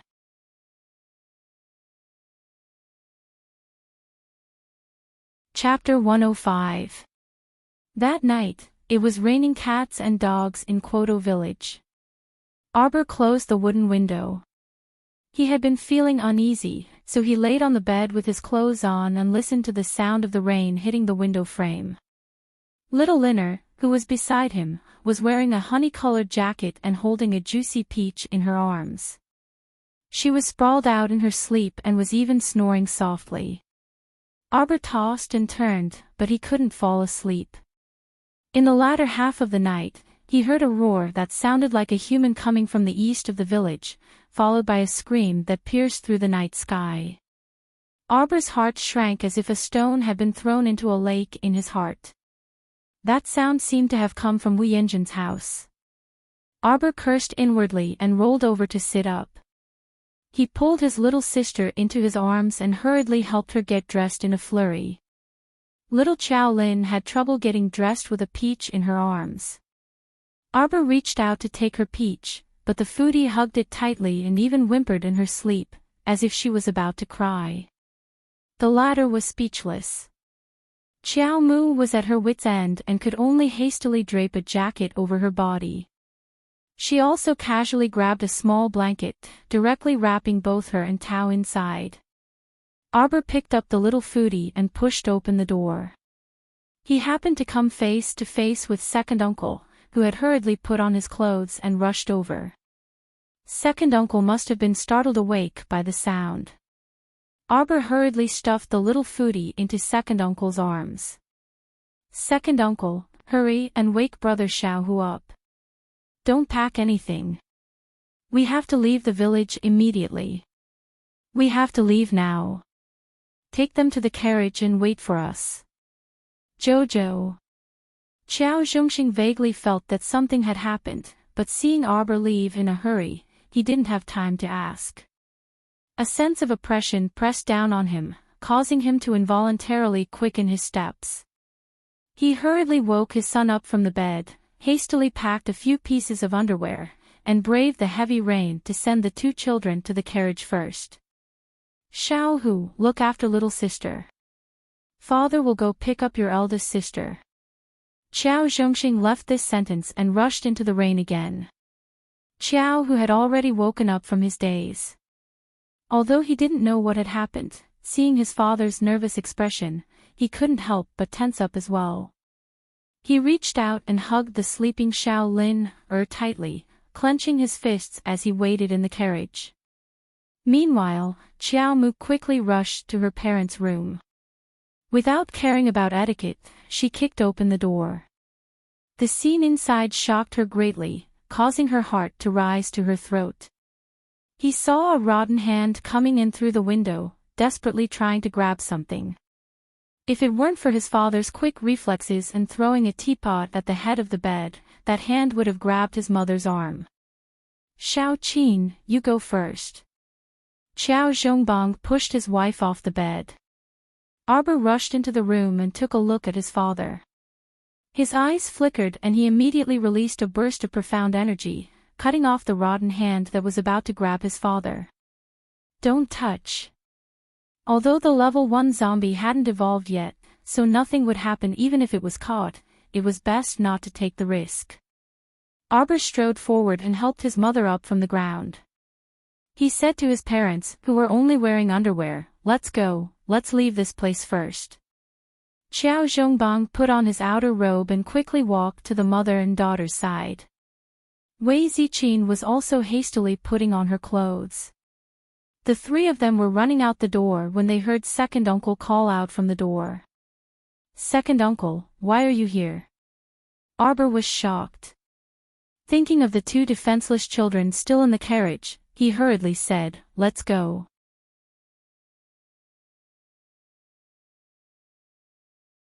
Chapter 106. The four of them ran all the way to the entrance of the courtyard and saw the carriage quietly parked there. The curtain of the carriage was half open, and Xiao Hu, with a cautious and serious expression, was holding Xiao Lin and looking outside from time to time.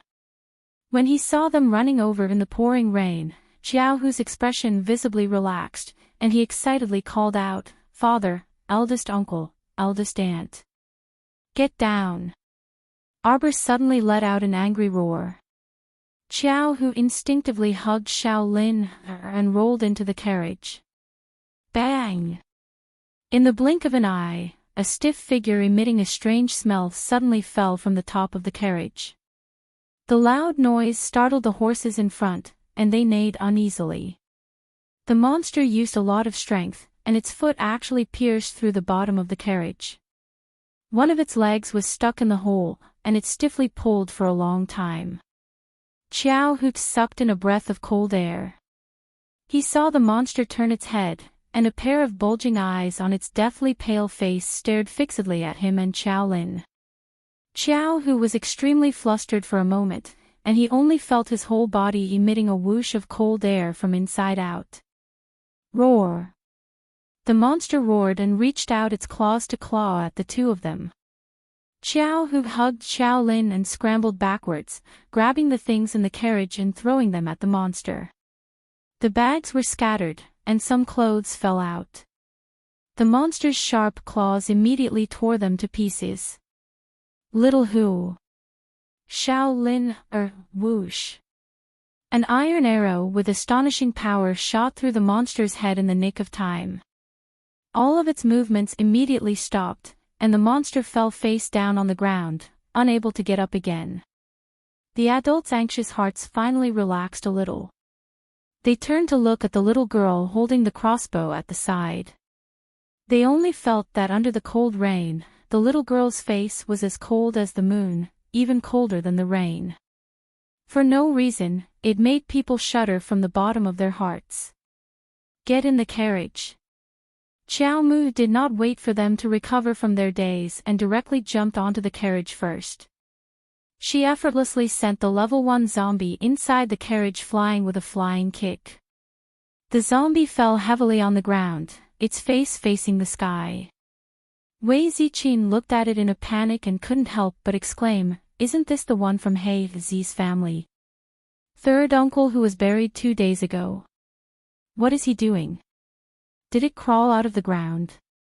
When Wei Ziqin thought of this, she immediately felt cold all over and couldn't help but tremble. "Sister-in-law, get in the car first," Xiao Zhongxing hurriedly urged. He watched as his sister-in-law got into the car before jumping into the driver's seat. With a flick of his wrist, he straightened the reins. Xiao Zhongbang didn't need him to say anything. He jumped onto another horse and followed the carriage in the rain. Under the pouring rain, a horse accompanied by a carriage quickly rushed out of the small courtyard. The village was in an uproar. Many villagers screamed and ran out of their houses. When they saw Arbor's carriage, they chased after it and shouted, "Second uncle, let's go." Arbor took Xiao Lin in his arms and ordered calmly. The condition of their 2 carriages wasn't very good either. Not only did the zombie destroy the roof of the carriage, but it also stepped through the bottom of the carriage. Now that it was raining heavily outside and drizzling inside, everything was wet and very uncomfortable. Xiao Zhongxing wasn't stupid. He naturally knew that they couldn't even take care of themselves right now. He quickly whipped the horse, causing it to gallop forward in pain and hurry towards the entrance of the village. The calmest was Xiao. The commotion outside was so loud, but this girl was sleeping soundly with a peach in her arms. There were no signs of her waking up at all. She really was a big-hearted child.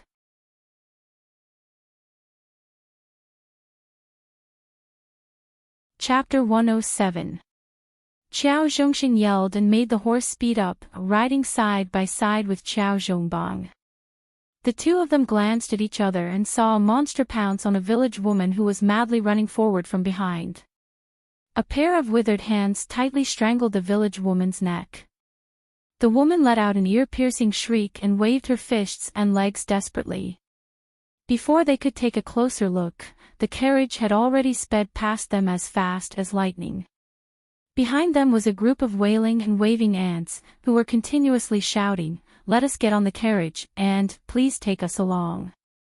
Qiao Zhongbang pursed his lips and couldn't help but turn around to take a look. He said in a hoarse voice, "Second brother. Eldest brother, we can't bring so many people." Qiao Zhongxing's face was cold and stiff as he suddenly whipped the horse, causing the pained horse to gallop forward madly. Arbor hugged Xiao and sat in a corner of the carriage, avoiding the rainwater that poured in. His thin brows were tightly knitted together, and his small hands involuntarily clenched under his sleeves. For days, a full 4 days ahead of schedule. Originally, she had planned to set off the day after tomorrow and reach Shizhou City within 2 days. At that time, the zombie disaster would have just erupted, and their family would have already settled down in Shizhou City. But now, her plan truly couldn't keep up with the changes. She didn't know what went wrong, but the zombie outbreak in this life had actually been abruptly brought forward by so many days. It simply caught her off guard. "Aya!" Mother Wei Ziqin suddenly cried out in alarm. "What's wrong, Mother?" Arbor returned to his senses. "Is it that you haven't packed your things?" "Don't worry about that. We'll talk about the future in the future." No. Wei Ziqin was anxious and regretful. "I've already packed most of the things at home, and everything that can be brought has been placed in the talisman. It's that Xiaoyao girl. We ran in such a hurry that we left her at home." Xiao Mu had thought that something big had happened, so she relaxed slightly upon hearing this. "It's fine, Mom. I already sent someone to inform her. I also left 2 horses at home. Don't worry, they will catch up very soon." With stay-up-late skills, these level 1 corpse puppets were nothing more than toys for him. As for Xiaoyao, Arbor had already noticed that although this girl was about the same age as Qiao Hu, she was not ordinary.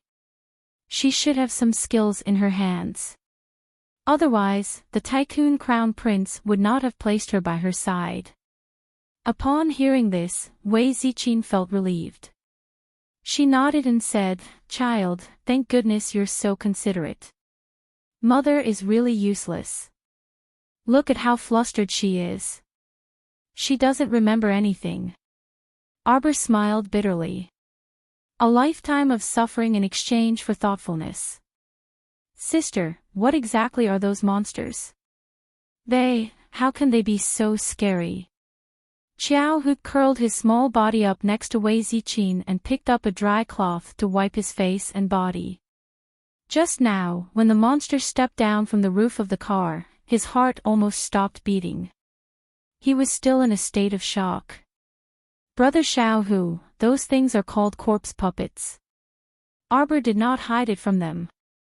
"Mother, you're right. They're all corpses. They mutated from the corpses that were buried within half a month. These things move very slowly, but their strength is shocking. You can't kill them just by hitting their limbs, body, or even heart. You have to hit their heads first." "Oh, sister. I know. That's why you shot his head with the crossbow and killed him." Qiao Hu nodded in realization. "Yes."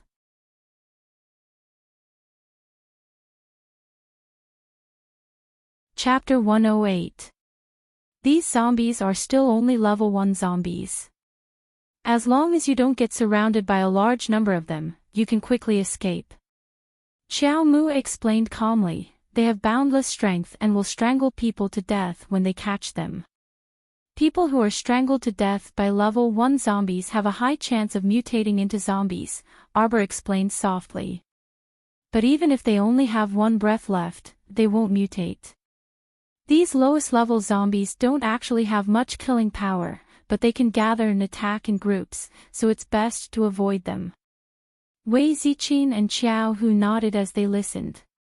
At this time, the carriage had already reached the village entrance and left a large number of villagers far behind. Seeing that they were about to leave the village, 2 voices suddenly rushed out from the side, crying out in surprise and joy, "Eldest brother, second brother, hurry and save mother." Eldest brother, second brother. Qiao Wenwan shrieked, almost crying tears of joy. At this time, Qiao Wenwan looked abnormally disheveled. Her hair was disheveled and her face was pale. Not only was there a deep red handprint on her neck, but her clothes were also completely soaked from the rain, as if she had rolled around in the rain a few times.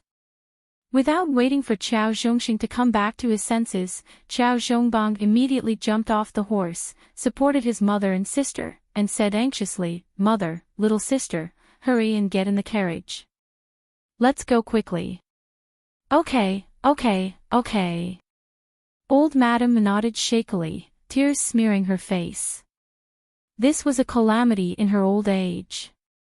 If she hadn't been so angry at that damned girl Arbor that she couldn't sleep for half the night and hurriedly got up and dragged her daughter away as soon as she heard the commotion, she probably would have died in the hands of those monsters.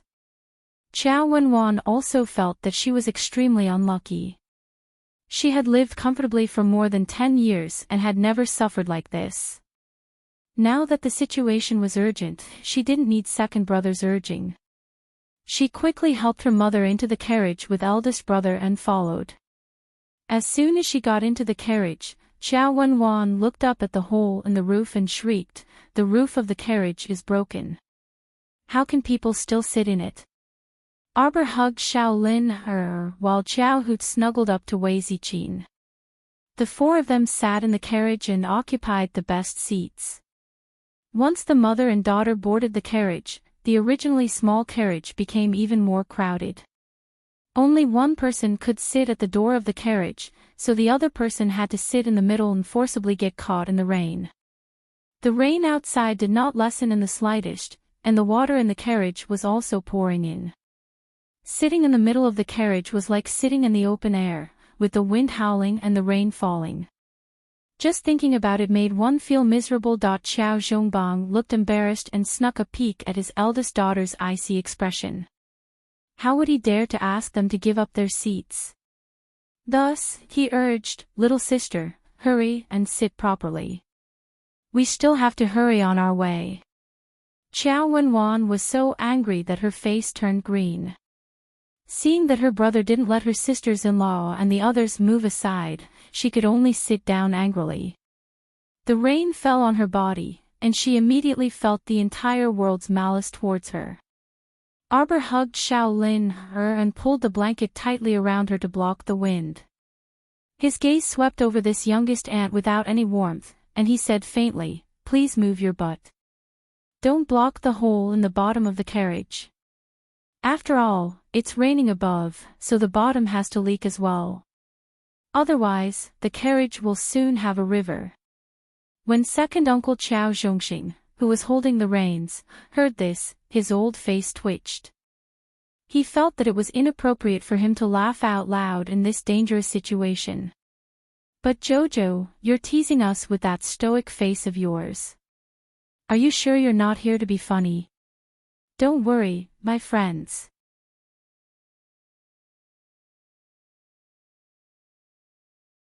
Chapter 109. Qiao Wenwan was so angry that her face was a little crooked. She pursed her lips and moved slightly to the side as she glared hatefully at Arbor. Compared to the mother and daughter's clean and refreshing appearances, she was so dirty and disheveled that she couldn't even bear to look straight at her. She had encountered a terrifying monster along the way that was strangling her neck and almost strangling her to death. Fortunately, her mother had held her breath and struck it from behind with a stick, allowing the mother and daughter to find an opportunity to escape hand in hand. Fortunately, although the monster was extremely strong, its movements were abnormally slow and stiff, allowing them to escape. Otherwise, they wouldn't be alive right now. Looking at Wei Ziqin and her daughters, other than their clothes being partially wet, their faces were clean and refreshed. They didn't appear to have stumbled at all. Especially that child, Xiao Lin, who was still sleeping soundly. Qiao Wenwan didn't know what to say. The outside world was turned upside down and everyone was exhausted from running for their lives, yet this child could still sleep so soundly. There was really no one else like her. Xiao Zhongbang once again mounted the yellow-maned horse. Qiao Zhongxing also shook the reins and agilely urged the horse carriage forward. Arbor glanced back through the hollowed-out partition at the back of the carriage and saw Ao Yi leading Xiao Yao over on horseback. She hadn't been able to close her eyes after being tossed and turned for the better part of the night. At this moment, she felt a little sleepy, so Arbor simply leaned against the wall of the carriage and closed her eyes to take a nap.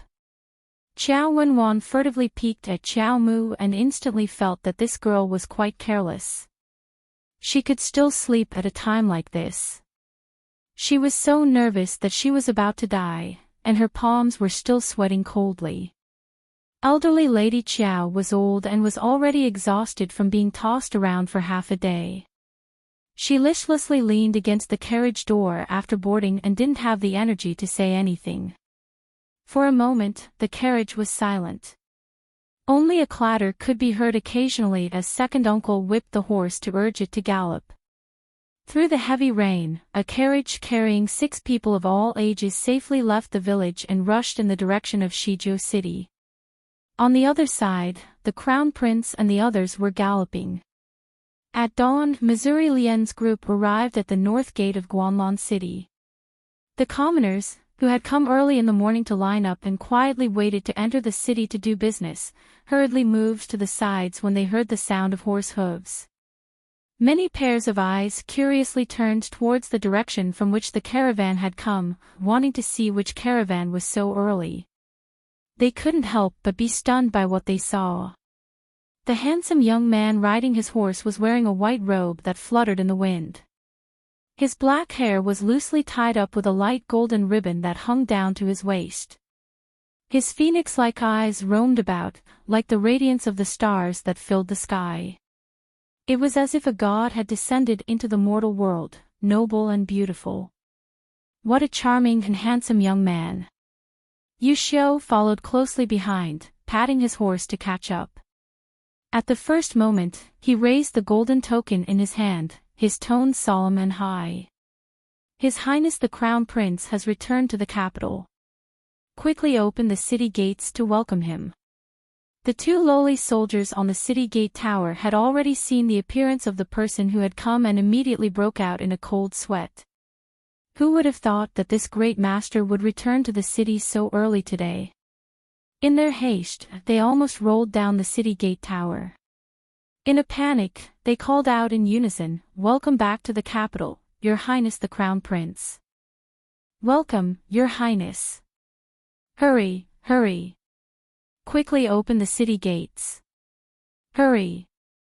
Urgent voices were transmitted from the city gate tower to various parts of the city. Immediately, the city guards pulled the heavy iron chain capstan. With the combined strength of a dozen people, they pushed the city gates open inch by inch with great difficulty. Prince Mo turned his head and glanced indifferently at Yu Xiu. Then, he rode into the city without a word. Behind him, aside from Yu Xiu, the group of youths followed the Crown Prince into the imperial city noisily.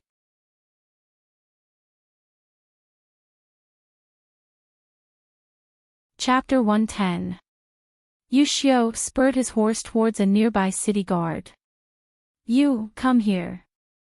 The captain of the city guard was drenched in cold sweat as he fearfully stepped forward. This was the captain of the Dragon Saliva Guard, a true-blue third-rank official unfavored by His Highness the Crown Prince. How could he dare slight him?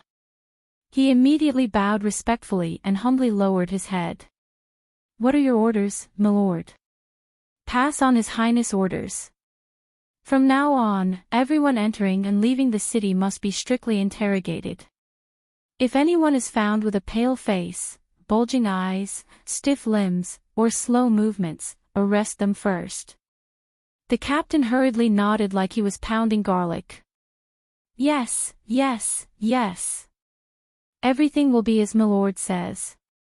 This lowly official will give the order to strictly investigate and guard the place to ensure that no slip-ups occur. Yu Xiu nodded and immediately turned to enter the city. He still needed to hurry back to the Dragon Saliva Guard and deploy more people to search the city to ensure the peace of the capital. The Crown Prince had said that this might not be a special case. They still didn't know what that mutated monster was and needed to investigate further.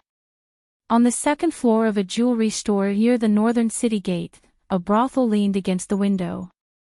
A young man in embroidered robes leaned against the window and lightly pressed down on the folding fan in his hand. He suddenly laughed and said, "My sixth brother has made such a big move as soon as he returned to the capital. Go investigate what the captain of the Dragon Saliva Guard is busy with." "Master, His Highness the Second Prince was on the second floor of Rui Pavilion just now." Mo Lian had rushed to the imperial palace as soon as she entered the city. Hearing this, she only tilted her head slightly and raised her brows nonchalantly. Let him be. It was just a clown. He didn't have the heart to care about anything else. The group quickly rushed to the central palace's bedchamber. At this time, Queen Zhao, who symbolized the center of power in Mo Kingdom's harem, was about 30 years old. Her appearance was dignified and elegant. She was only wearing a watery red floral undergarment and her hair was tied up in a loose bun. She was leaning against the couch listlessly. A shrewd old nanny dressed in a floral robe quickly walked in and curtsied towards Queen Zhao. "Your Highness," news came from Sephora Flower Palace, saying. She took 2 steps forward and whispered to Queen Zhao, "That person caused another ruckus this morning and secretly executed a little maid." "Pfft," Queen Zhao sneered. "What is it this time?" There was a hint of a smile in the old nanny's eyes. It was said that when that girl was helping that person with her makeup, she picked out a strand of white hair. Queen Zhao immediately laughed, but her eyes were filled with coldness. What a pretentious woman. How did the others react? The old mama pursed her lips and smiled. Every palace has different reactions, but Imperial concubine Lin is the most interesting. She sent someone to deliver a box of hair oil to that person. She said. Ahem, it was concocted by a famous doctor to treat white hair and baldness. Queen Zhao could already imagine the expression on that person's face when he received this gift. Your Highness, Your Highness. Her personal chief palace maid, Hexiang, quickly walked in with a joyful expression. She hurriedly bowed and said, Nyang Nyang, this servant just heard that His Highness the Crown Prince and his party have already returned to the capital. What? Queen Zhao immediately became spirited, her eyes filled with a gentle light. She cheerfully stood up. Quickly help this queen dress. My son has returned, so I want to personally welcome him.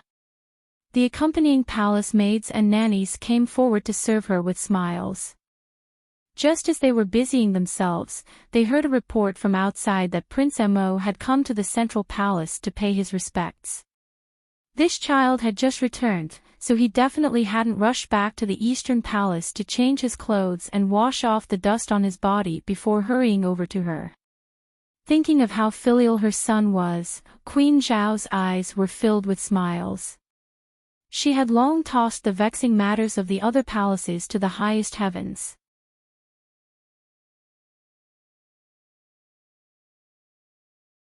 Chapter 111. Mo Lien quickly entered and immediately saw that her smiling mother was safe and sound. Her heart relaxed slightly, and she took a few steps forward, lifting her robe to kneel. Mother Queen. My son, quickly get up. Queen Zhao hastily went forward to personally help her up. This child, look. You've been rushing about outside for so long, so you definitely haven't had a good rest. Your face has gotten thinner. Mo Lien helplessly glanced at her mother, then helped her sit down. Mother Queen, did anything happen in the palace these past 2 days? Everything is fine here, Your Highness the Crown Prince. Please be at ease. Queen Zhao's personal nanny handed over a cup of tea with a smile, then retreated a few steps to stand behind the queen. Amen. Mother is fine here. Queen Zhao smiled and said, Child, you must be very tired after coming back. You should return to the Eastern Palace to rest first. We can talk again tomorrow, so there's no rush. Look at you, you have dark circles under your eyes. You've been traveling day and night, right? As the mother and son were talking, a shrill cry came from outside the hall. Amidst hurried footsteps, a young eunuch with disheveled hair scrambled in from outside.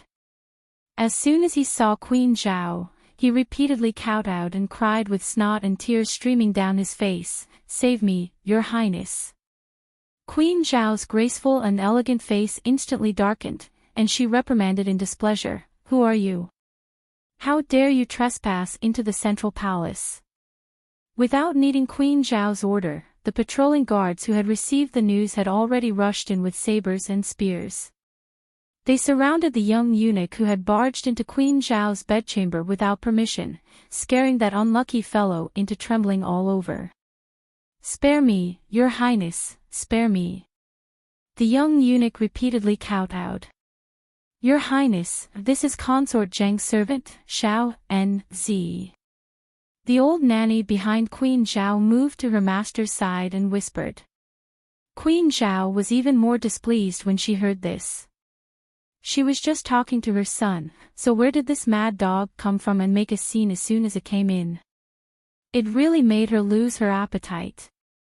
Xiao N.Z., why aren't you serving your master at Sephora Flower Palace? What are you yelling here for? Your Highness, Your Highness. Xiao N.Z. kowtowed like he was pounding garlic as he wept bitterly. A little palace maid in Sephora Flower Palace suddenly mutated. She had boundless strength and strangled everyone she saw. She strangled 2 or 3 palace maids and eunuchs to death in succession. Furthermore, those who were strangled to death also mutated into her appearance and continued to harm others in Sephora Flower Palace. The guards passing by were almost unable to restrain them. This lowly one risked his life to rush out and beg Your Highness to save his life. Mo Lien was slightly shocked. She raised her eyebrows and asked straightforwardly, That little palace maid from before was a corpse mutation, right?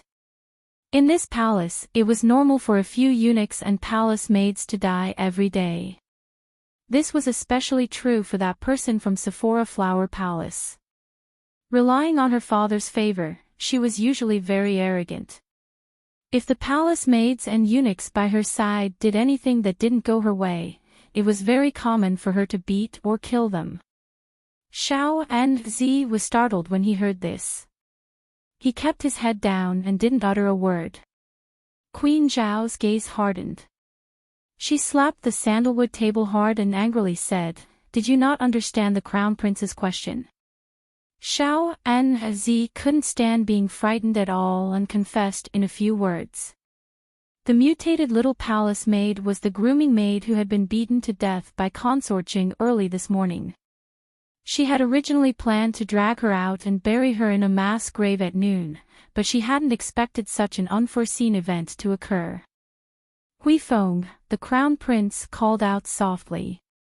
A black-clothed youth with sword-like eyebrows and bright eyes immediately appeared beside the Crown Prince and bowed in greeting. Your Highness. Quickly bring 20 dragon saliva guards to Sephora Flower Palace to deal with this matter. You must not allow this matter to spread, the Crown Prince instructed coldly. He had a bad premonition that this unforeseen event would spread sooner or later.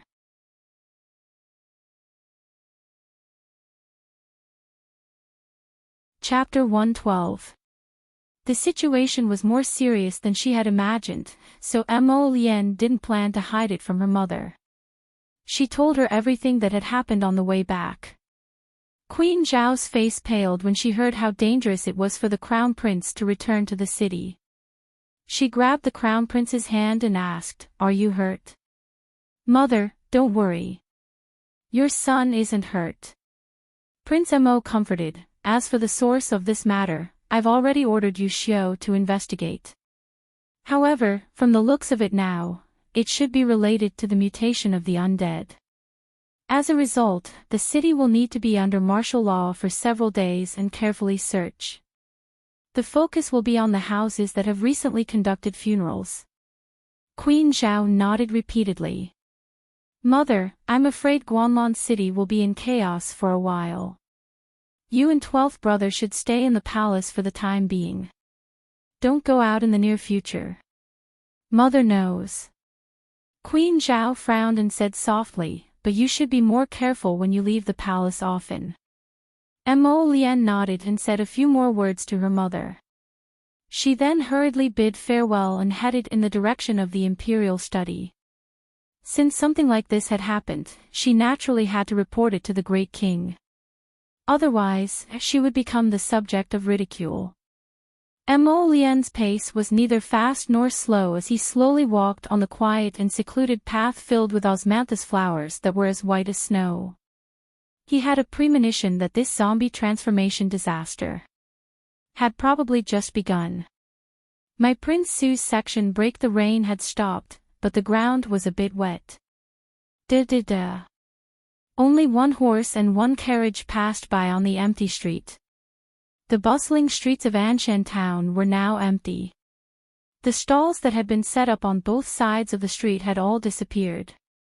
The doors of the grain and bun shops had been smashed and the inside had been turned into a mess. It was too horrible to look at. Qiao Zhongxing sighed softly and pulled on the reins to stop the carriage. He turned his head to look inside the carriage. "Jojo, we've arrived at Anshan town." Arbor was in a daze from his sleep. When he heard his second uncle's call, he opened his tired eyes. He had only closed his eyes in the latter half of the night yesterday. He hadn't slept for more than 4 hours. The little foodie also woke up, but she had a full sleep. When she opened her eyes, she was full of energy and called out to her sister. Arbor was speechless. He simply put the little fellow in his mother's arms and put on his clothes. Then, he lifted the curtain of the carriage and jumped down.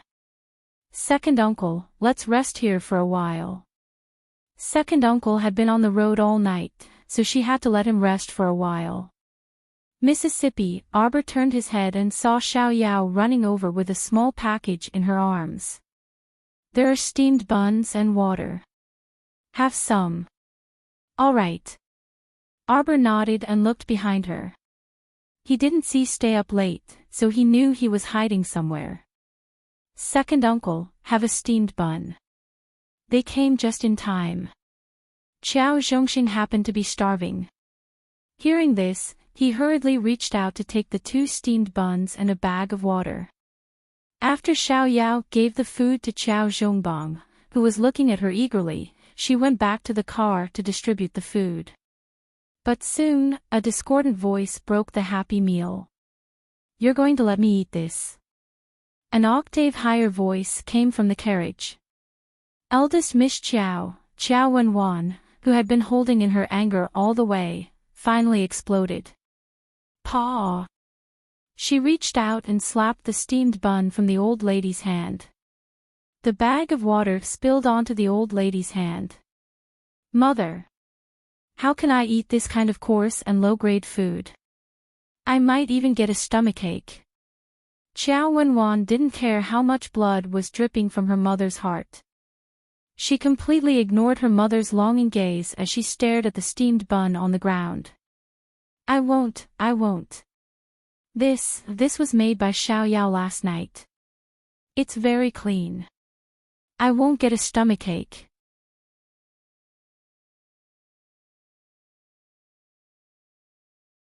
Chapter 113. Do you think I won't eat just because you said so? Such coarse food looks disgusting just by looking at it. Qiao Wenwan said with a look of disgust. Qiao Zhongxing, who was eating the steamed bun in big bites, choked slightly and lowered his head to look at the half-eaten steamed bun in his hand. No, it's quite delicious. It's smooth and delicate. It's not bad. Second brother, you're always like this. You can't be a person without any goals. Qiao Wenwan rolled her eyes at the foolish Qiao Zhongxing, then reached out to support the trembling elderly lady Qiao. Mother, don't eat such coarse food. Let's get off the carriage. I remember that there's a restaurant in Anshan town with delicious food. Let's eat there. Qiao Zhongbang couldn't help but say, younger sister, we still have to hurry. Just make do with a few bites first. When we reach Shizhou City, we'll... How can that be? Mother, let's go over there. I remember that restaurant is just around the corner. Arbor looked at this naive aunt in disbelief. She used to think that this woman was a little stupid, but now it seemed that she wasn't stupid but mentally retarded. Everyone in Anshan town had scattered like birds and beasts, so where was she going to find a restaurant chef to cook for them? Arbor raised her hand to stop Xiao Yao's persuasion. Let her be. Xiao Yao, stay in the carriage and help me look after mother and younger sister. As for those two women, you don't have to worry about them. Yes, young Mississippi, Xiao Yao nodded. Arbor turned around and said to Second Uncle, you rest here for a while. I'll go take a look across the street. Qiao Zhongxing chuckled and nodded. When Arbor walked past Qiao Zhongbang, she heard her father whisper, Jojo, be careful. Come back quickly. Oh, Arbor replied indifferently and ran across the street. Qiao Zhongbang, on the other hand, was stunned for a while. Suddenly, he said excitedly, Zhongxing, did you hear Jojo say, oh, just now? She's talking to me. Recently, Jojo had been treating him like he was invisible. He didn't even look at him, let alone acknowledge him. Just thinking about it made his heart ache. Qiao Zhongxing glanced at him, not knowing whether to laugh or cry. Boss, how can there be any overnight feud between father and daughter? Don't worry, Jojo is very sensible. She's extraordinarily intelligent and knows a lot of things. Xiao Yao, do you still have steamed buns? Qiao Zhongxing called out to the carriage. Yes, there's a lot. Xiao Yao stuffed another steamed bun into Qiao Hu's hand before jumping out of the car and running towards Qiao Zhongxing and Qiao Qiao. Arbor ran all the way to the door of the opposite shop. He used the tip of his foot to rub the signboard that had fallen to the ground. Sure enough, it was a talisman shop. He kicked open the half-broken door in front of him and crawled in like a cat. The inside of the shop had long been rummaged through. Occasionally, a few talismans would fall to the ground. Arbor picked them up and looked at them. They didn't have any talisman power attached to them. He couldn't help but feel disappointed. Without talisman power, talismans couldn't be made. It seemed like this little shop was just hanging sheep's head to sell dog's meat, selling fake talismans to fool the world. What a waste of blank talisman paper. Arbor walked around the shop but didn't find anything. When he turned around, his gaze suddenly fixed on the bookshelf that had fallen to the ground.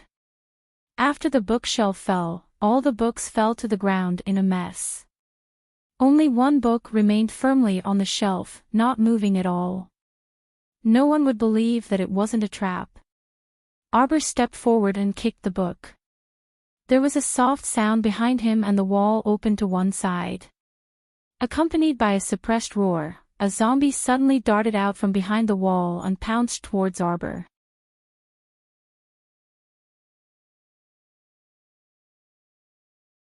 Chapter 114. Arbor was standing not far from the bookshelf, so when the zombie scurried out, the two were only 3 steps away from each other. Roar! It opened its mouth to reveal fangs, and its entire face was distorted. Even though Chow Tong was skilled and bold, she couldn't help but jump in fright when this zombie abruptly jumped out in front of her. Looking at this magnificent beauty up close truly made one's scalp tingle. Arbor reflexively summoned her ferrule, and with a thunderous strike, she directly smashed it on the zombie's head. Fangs had already grown out of this zombie's mouth, but its movements were still slow. Arbor's ferrule immediately smashed the zombie's head into mush. She pursed her lips and muttered to herself, "It's starting to mutate with fangs so soon." Fangs were the symbol of level 2 zombies. Not only did the zombie outbreak this time come early, but the mutation speed was also very shocking. In her previous life, some zombies only mutated to level 2 after at least 7 days of the outbreak. This time, the mutation truly caught people unprepared. Bypassing the completely dead zombie, Arbor walked into the secret room behind the moving wall. This was probably a storage room, and there were 2 zombies hiding in the corner. The 2 female zombies, whose original appearances couldn't be seen, pounced over. With bulging eyes, they charged at her from the front and back with malevolent expressions. Against a level 4 mystic cultivator, these 2 zombies were clearly not enough. After Arbor quickly dealt with them, she felt a bit disappointed and downcast. This should be the talisman shop owner's family of 3. After the zombie outbreak, the shop owner probably moved his wife and daughter into the secret room to take refuge. But one of the 3 must have been seriously injured and died not long after. After that, something heart-wrenching happened. The one who died lost her mind after the zombie transformation and personally killed the other 2 closest relatives. The originally happy family of 3 was completely broken up just like that. Arbor thought of her father, and the resentment and anger in her heart had already dissipated the moment she saw the zombie barge into her parents' dormitory to commit murder. Any resentment could vanish in the face of disaster and family.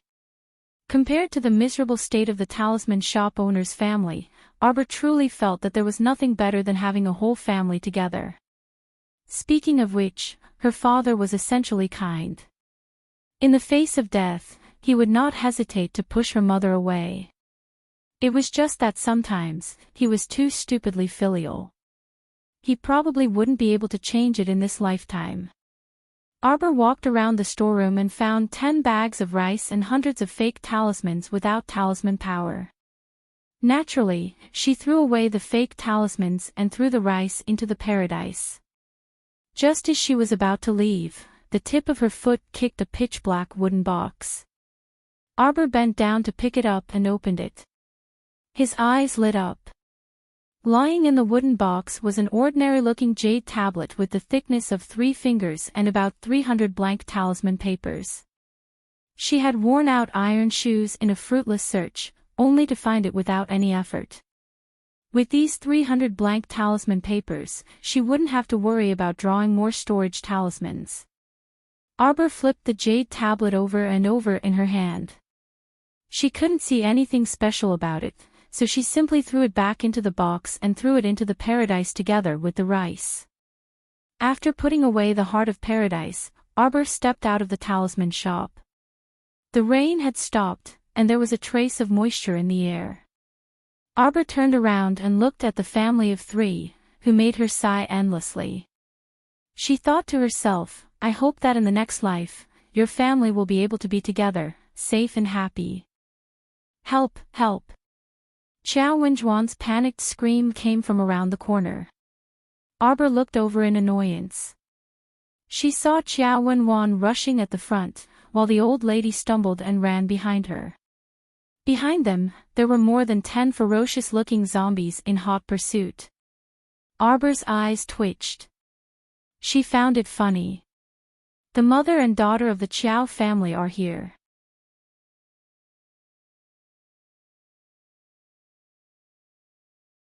Chapter 115. Looks like we didn't get to eat this meal. Arbor crossed his arms and slowly paced to his father's side, his tone carrying a hint of ridicule. Chow Zhongbang didn't know what to say. He paced in a circle and casually grabbed a wooden stick from the side of the street, about to step forward alone to save the mother and daughter. Xiao Mu rolled her eyes and sent a look to second uncle beside her. Second uncle hastily raised his arm to block Father Chow's path. Eldest brother, stay here. I'll go save them. Chow Zhongbang's hand that gripped the wooden stick stiffened and turned white for a moment. Only then did he recall that he was no longer the high-spirited genius mystic cultivator youth from back then. Right now, he was nothing more than a cripple. Charging into a zombie horde was courting death. Qiao Zhongxing had already reached the third layer of body tempering, so dealing with these level 1 zombies was as easy as flipping his hand and finishing them off with one punch. Before long, he brought the disheveled mother and daughter back to the side of the carriage. At this time, elderly lady was already so frightened that her hands and feet were trembling, and she almost couldn't breathe properly. The mother and daughter's clothes, which had become wrinkled after a night of fleeing, were now even dirtier and more tattered. Their outer garments were clinging to their bodies by the zombies. Wei Ziqin walked down from the carriage and fetched some water for elderly lady to drink to calm her nerves. On the side, Xiao Wenwan rudely snatched the water sack from Wei Ziqin's hands and gulped down several large mouthfuls, unable to conceal the horror in her eyes. What exactly are those things? Why are there also these monsters in Anshan town? Xiao Wenwan drank a few mouthfuls of water to calm herself down before starting to shriek. These things are zombies that mutated from corpses. Who told you that there are no zombies in Anshan town? Qiao Zhongxing grumpily said, eldest brother already told you to stay behind, but you insisted on bringing mother to some restaurant. Oh. In other words, you all knew. Qiao Wenjuan's face contorted as she pointed at everyone and screamed at the top of her lungs, you knew there was danger, but you didn't tell us. You even watched as mother and I foolishly went to a restaurant. If you had told us earlier, we wouldn't have taken the risk. Qiao Zhongxing was so angry that he was amused. He wasn't good with words in the first place, so he was rendered speechless by Qiao Wenjuan's screams. Arbor stood to the side and glanced at his aunt who had flipped out. You were the one who wanted to go to the restaurant to eat, and you didn't listen to others. Instead, you hurriedly supported grandmother and left. Did you care about what others said? Shut up. Qiao Wenwan was exasperated. How dare you interrupt when adults are talking? There were no rules. That's what sister-in-law taught you. Wei Ziqin was so angry that her face turned pale. She grabbed Arbor's hand and said, let's get in the car. Steamed buns, where are the steamed buns from before? Hurry up and give them to us. Qiao Wenwan felt like she was about to starve to death. She turned her head and roared at the young maidservant who was standing at the side in a daze. Her arrogant attitude and matter-of-fact tone made it seem like she didn't realize how much trouble her foolish behavior had caused. Arbor's face instantly turned cold. He reached out to stop the young maidservant from subconsciously walking forward. His tone was bone-chilling. Do you think that this is still the peaceful era? That you're still the Qiao family's eldest miss who lived like a princess and didn't know the daily necessities of life? If you want food, you have to exchange it with equal labor. From today onward, this is my Arbor's rule. If you don't want to follow it, that's fine too. Arbor calmly looked at Qiao Wenwan, whose mouth was agape and didn't know how to react. Just get out of here.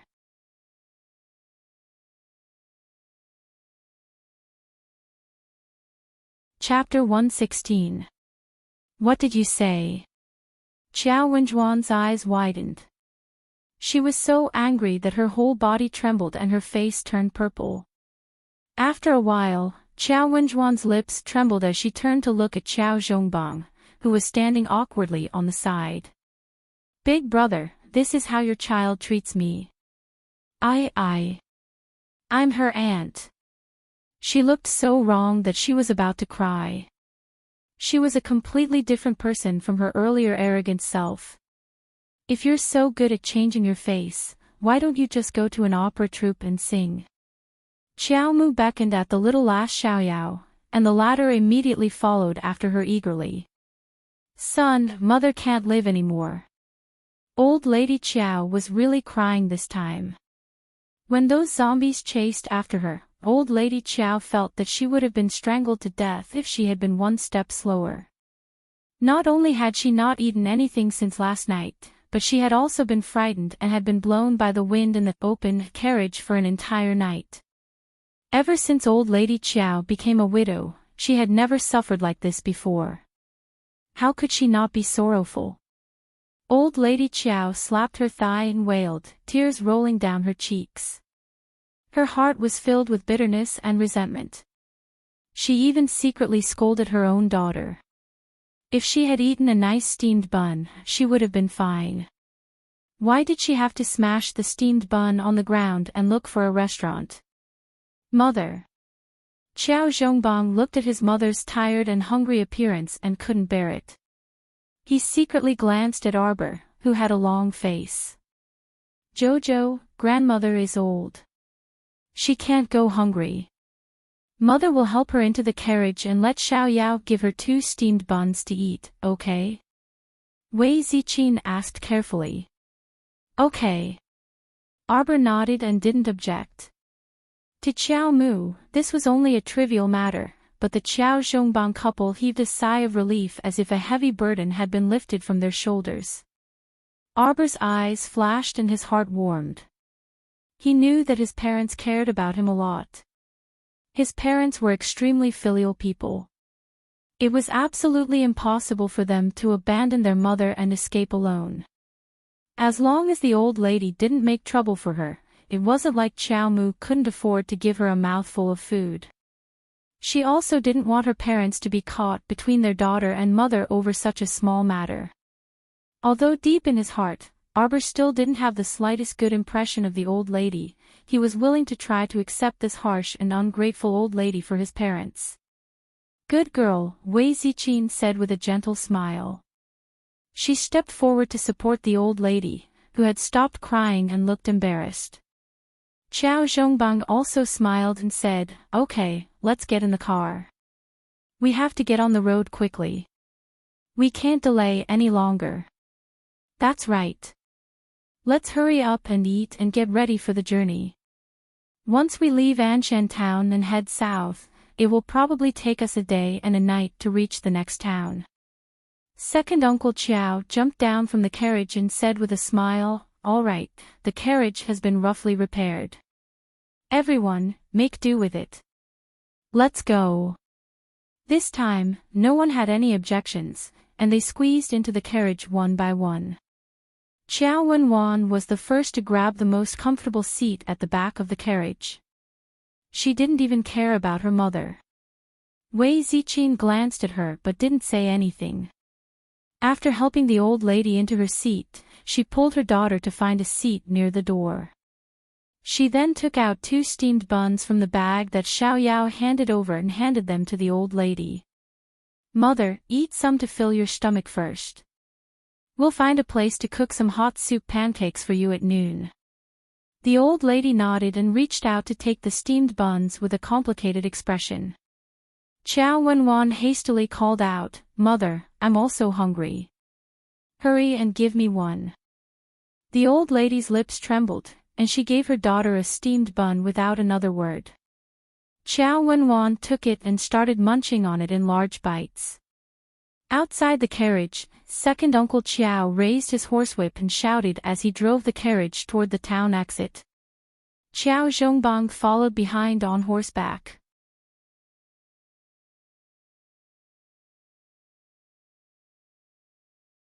Chapter 117. 3 adults and 4 children were squeezed into the small carriage. Occasionally, they would be able to stretch their limbs, but most of the time, everyone consciously sat with their bodies curled up. Other than Xiao Wenwan, she occupied the back of the car and sat comfortably. From time to time, she would pull open the curtains and look out of the car window. She kept letting out joyful cries. "Look, we haven't seen any of those monsters on the way here. The hillside is covered in green grass and fragrant. I'm sure that Xiangyang town is fine up ahead." Elderly lady had been tormented by the journey and was already drowsy. She was awakened by Qiao Wenjuan's startled cries, and a trace of annoyance appeared on her face. No one paid attention to her in the carriage. Arbor was already speechless towards this extremely naive youngest aunt. It turned out that she wasn't fleeing from disaster, but was on an outing. Looking at her simple-minded, cheerful appearance, it simply made people speechless. Qiao Wenwan put down the curtain and looked at everyone. Her 2 curved eyebrows wrinkled, and she sniffed hard. "What's that smell?" "Youngest aunt, your body. It stinks." Shaolin, who was curled up in Wei Zichin's arms, scrunched up her little face and vigorously fanned her chubby little hand, answering Qiao Wenjuan's previous question very well. Arbor was secretly amused, but his expression didn't change as he looked at Qiao Wenwan, whose face had turned the color of pig liver. After all, it was already the 7th month, and the weather was a bit stuffy at noon. The previous rain didn't bring about a comfortable feeling, but it made people feel even hotter after the rain. The air in this carriage didn't circulate well, and there were so many people squeezed in. They didn't notice it before, but after sitting for a long time and feeling stuffy, the smell came out. Qiao Wenwan and elderly Lady Qiao had rolled in the rain before and were also visited by zombies, so the smell on their bodies definitely couldn't be any better. However, Shaolin's frank words were still quite funny. Qiao Mu secretly applauded her sister in her heart, and she sent Xiaoyao, who was beside her, a look. Xiaoyao immediately understood and nodded. "It's not raining now. This servant will roll up the curtain to ventilate the air." "Ventilate. Ventilate. Wind." Qiao Wenwan gritted her teeth. Was she that smelly? He even needed these people to open the curtains for ventilation. Qiao Wenwan angrily threw down the curtain in her hand and curled up in a corner to sulk by herself. At least her noisy voice was missing.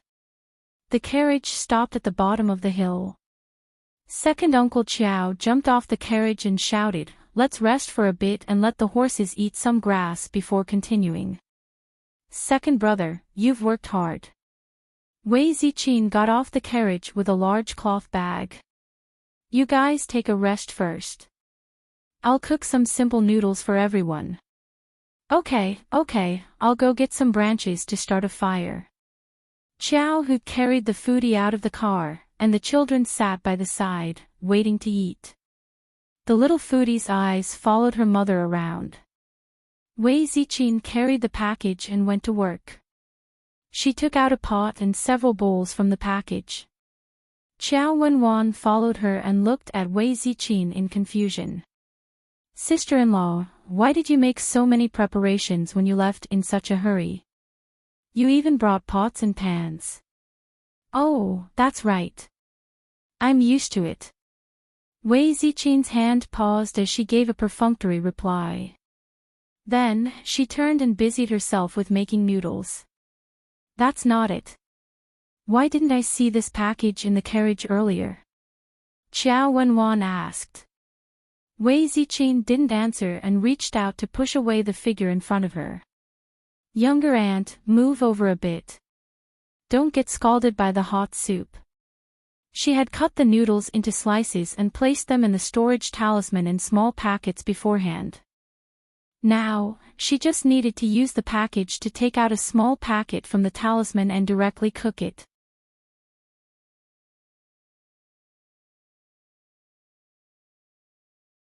Chapter 118. Soon, several bowls of piping hot noodles were ready. Qiao Wenjuan's pupils constricted as she watched her sister-in-law freely finish cooking the noodles and sprinkle seasonings into each small bowl according to her personal taste. There was definitely something strange about this woman. Putting aside the fact that she still had the time to clean up pots and pans while fleeing in the middle of the night, she actually carried seasonings like oil, salt, soy sauce, and vinegar with her. No matter how one looked at it, it was strange. Qiao Wenwan hesitantly sized up Wei Ziqin, but even if she racked her brains, she would never have thought that Wei Ziqin had a storage talisman on her. No one paid any attention to her questions. Everyone held their bowls and slurped down the noodles. Even elderly Lady Qiao's eyes revealed a trace of joy and gratitude. After being tormented for an entire day and night, they were suddenly able to hold a bowl of hot soup pancakes and eat it. How blissful was that? Qiao Wenwan swallowed a bowl of noodles without tasting the food. She pestered Qiao Wenwan and asked, "Sister-in-law, just tell me. This package was clearly not in the carriage just now. You must be seeing things. The package has always been there." Wei Ziqin pretended to be surprised and swept a glance at Qiao Wenwan before quickly turning around to clean up the bowls and chopsticks. Wei Ziqin was very clear about what kind of person her younger sister-in-law was, so she naturally would not reveal the storage talisman to Qiao Wenwan. The storage talisman was a magic weapon that her daughter gave her. Every time she thought about it, Wei Ziqin felt sweet in her heart. Qiao Wenwan stomped her feet and walked unwillingly to elderly Lady Qiao's side.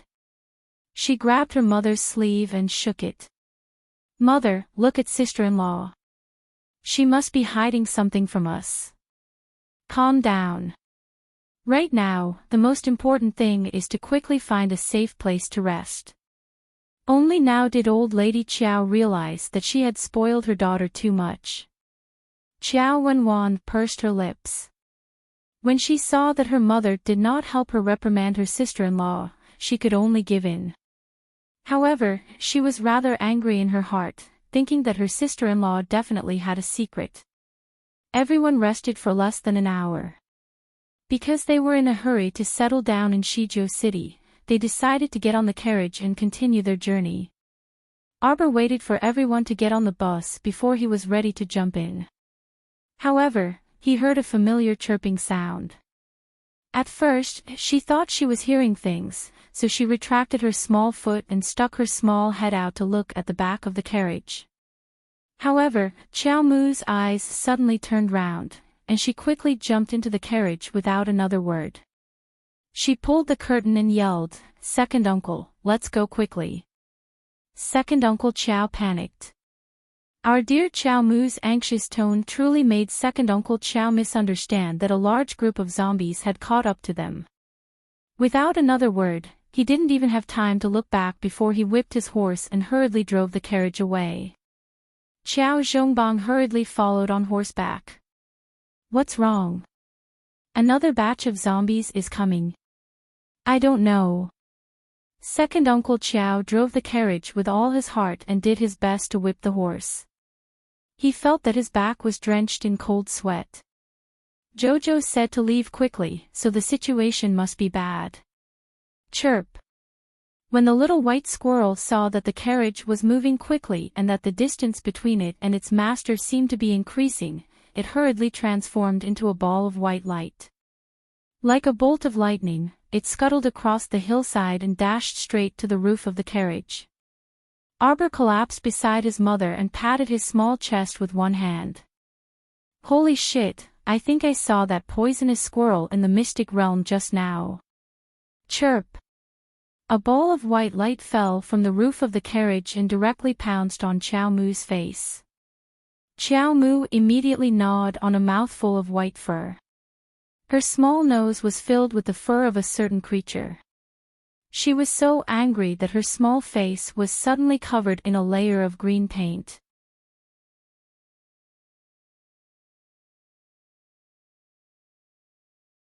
Chapter 119. Scram! Arbor angrily rebuked and unceremoniously pulled the little squirrel off his face. Then, without even looking at the tears in the little guy's beady eyes, he swung his hand and flung a certain squirrel out of the car roof that had another hole in it. The people in the carriage, old and young, were all silent as they stared dumbfoundedly at little Chow.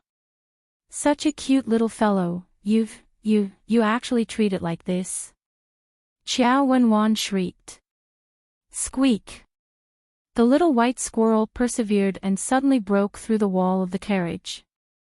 However, half of its chubby body was stuck in the carriage, while the other half was stuck outside. Its little furry head rested on Arbor's shoulder as it looked at its little master with teary eyes. The corner of Arbor's mouth twitched involuntarily. Arbor didn't know whether to laugh or be angry at its stupidity as it shook its round body and tried to pull itself out of the hole. Squeak! The little white squirrel revealed a human-like pitiful expression, begging for help. Arbor extended a thin finger and poked its chubby body. Squeak! Its little master didn't seem to like it very much. It was begging for comfort. I'll help you. Chow Wen-wan squeezed over from the corner of the carriage and chuckled as she lifted her hand to pick up the little white squirrel. Squeak! The originally cute little furry face suddenly turned ruthless and revealed a fierce gaze. Before Chow Wen-wan could react, it bit down hard on her outstretched hand. Chow Wen-wan fell down with a gurgle, and a layer of turmeric quickly spread across her face. Old Madam jumped in fright and rushed forward to check on her daughter. She turned her head and angrily shouted at Arbor, "What did you do to your little aunt?" Arbor pulled the little white squirrel out of the hole in the carriage wall and expressionlessly looked at Old Madam. "I bit her." Old Madam Chow immediately choked. "How long will she lie down?" Arbor could tell that the white squirrel's bite this time was slightly different from before. Previously, in the mystic realm, those who were bitten by it had all died on the spot. This time, Chow Wen-wan just lay there motionless, but her eyes were still moving, but her face was full of fear, as if she would faint at any time. Creak! Arbor stretched out one finger after another. When he reached the third finger, he asked, 3 hours. The little white squirrel nodded repeatedly with an adorable expression. Arbor was satisfied. He nodded and said, "We can have peace until the night." Without Chow Wen-wan's nagging, this was pretty good. "You can leave now." Knowing that the little white squirrel could understand its words, Arbor put its round body down and poked it with its little hand. Squeak! The little white squirrel hurriedly pounced onto Arbor's body, rolling on the ground and begging for shelter. "I can't protect too many people," Arbor said calmly. Squeak! The little white squirrel immediately jumped up and shook its short limbs, energetically performing a set of punches and kicks. It indicated that it was very strong and didn't need protection. Moreover, it could protect others. Its silly look made Wei Ziqin and the others want to laugh. "Big sister, it's so fun." Jolin suddenly stretched out her little paw to touch it, giving Wei Ziqin a fright. Arbor glanced at the little white squirrel, whose eyes were glowing fiercely again. "Don't bite." The little white squirrel shrunk its tail and pathetically stopped moving. Jolin hugged its round little body and exclaimed happily, "Sister, it's so fun." "It's fun." Arbor shook his head helplessly. Suddenly, he thought of something, and his brows twitched slightly.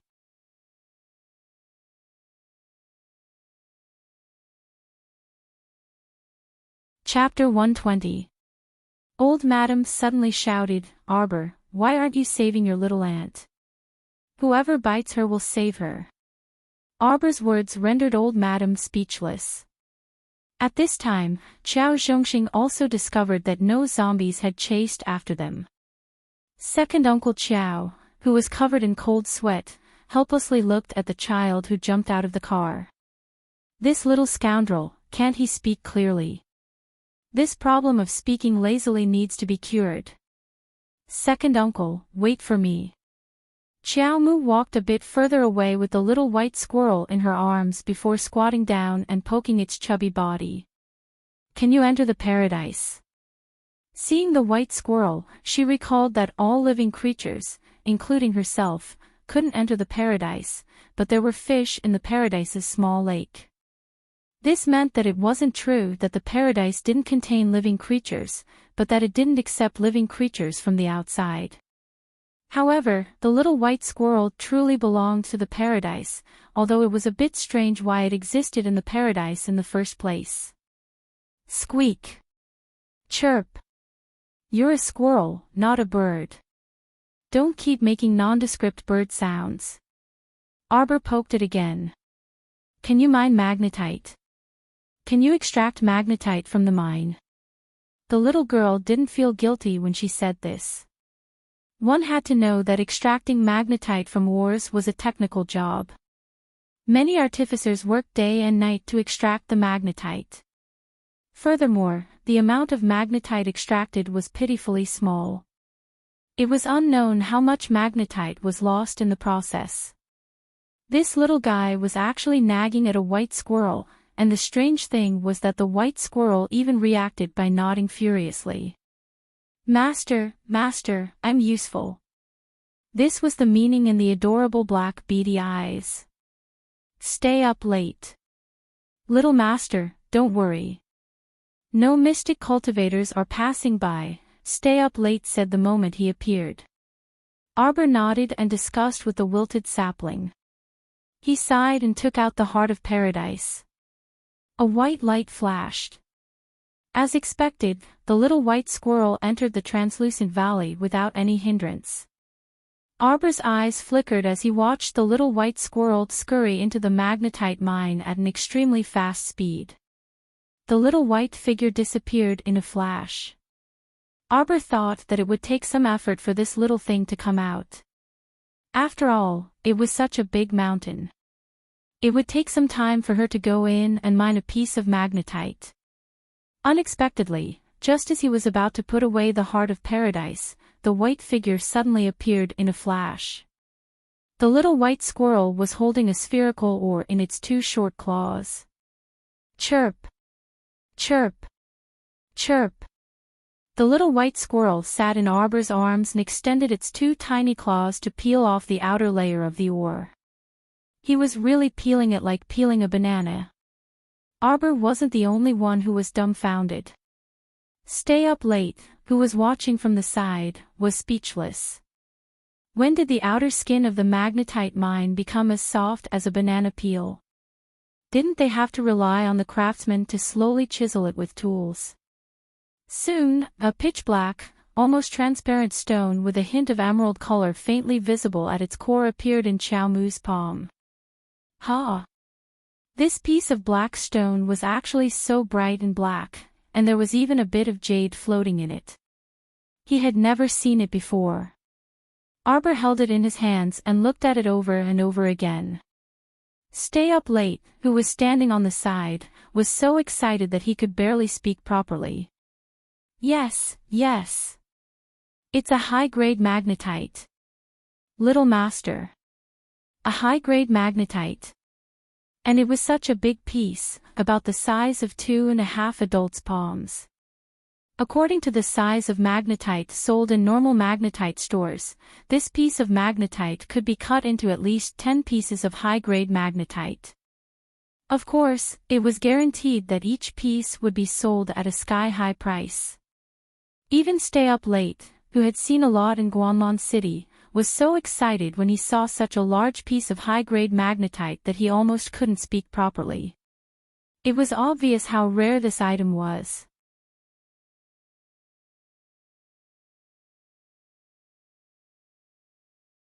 Chapter 121. It turned out to be a piece of high-quality magnetite.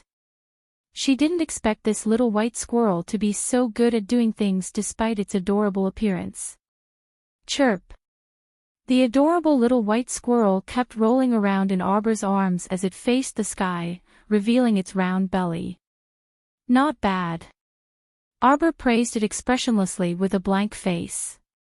Beside her, Ayid glanced at his little master speechlessly. He should be very happy, but his little master's face was still stoic. It made him feel like his heart was about to break down.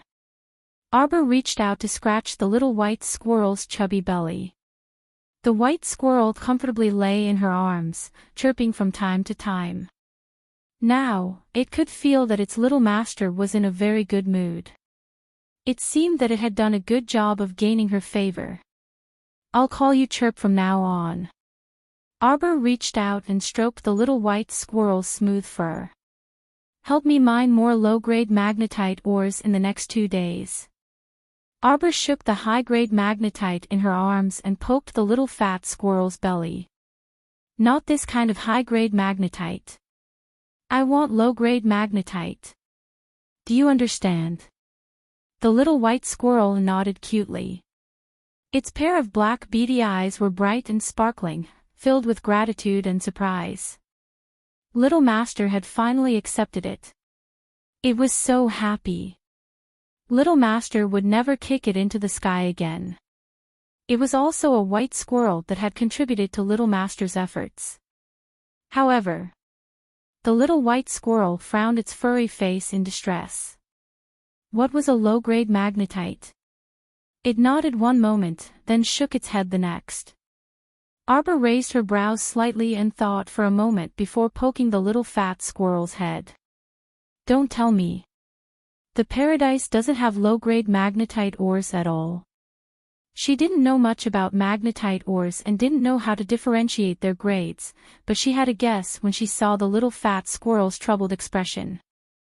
The little white squirrel nodded vigorously. Master was the master that understood it the most in the world. It felt so blissful to be connected to its master's heart. "Chirp chirp." Arbor poked its furry little face with her finger to prevent it from nibbling on its fur again. "Then you help me pick 3 to 5 mid-grade profound stones. I don't need too many." Although she could also use mid-grade magnetite, with her current level 4 cultivation, she probably wouldn't be able to absorb too much.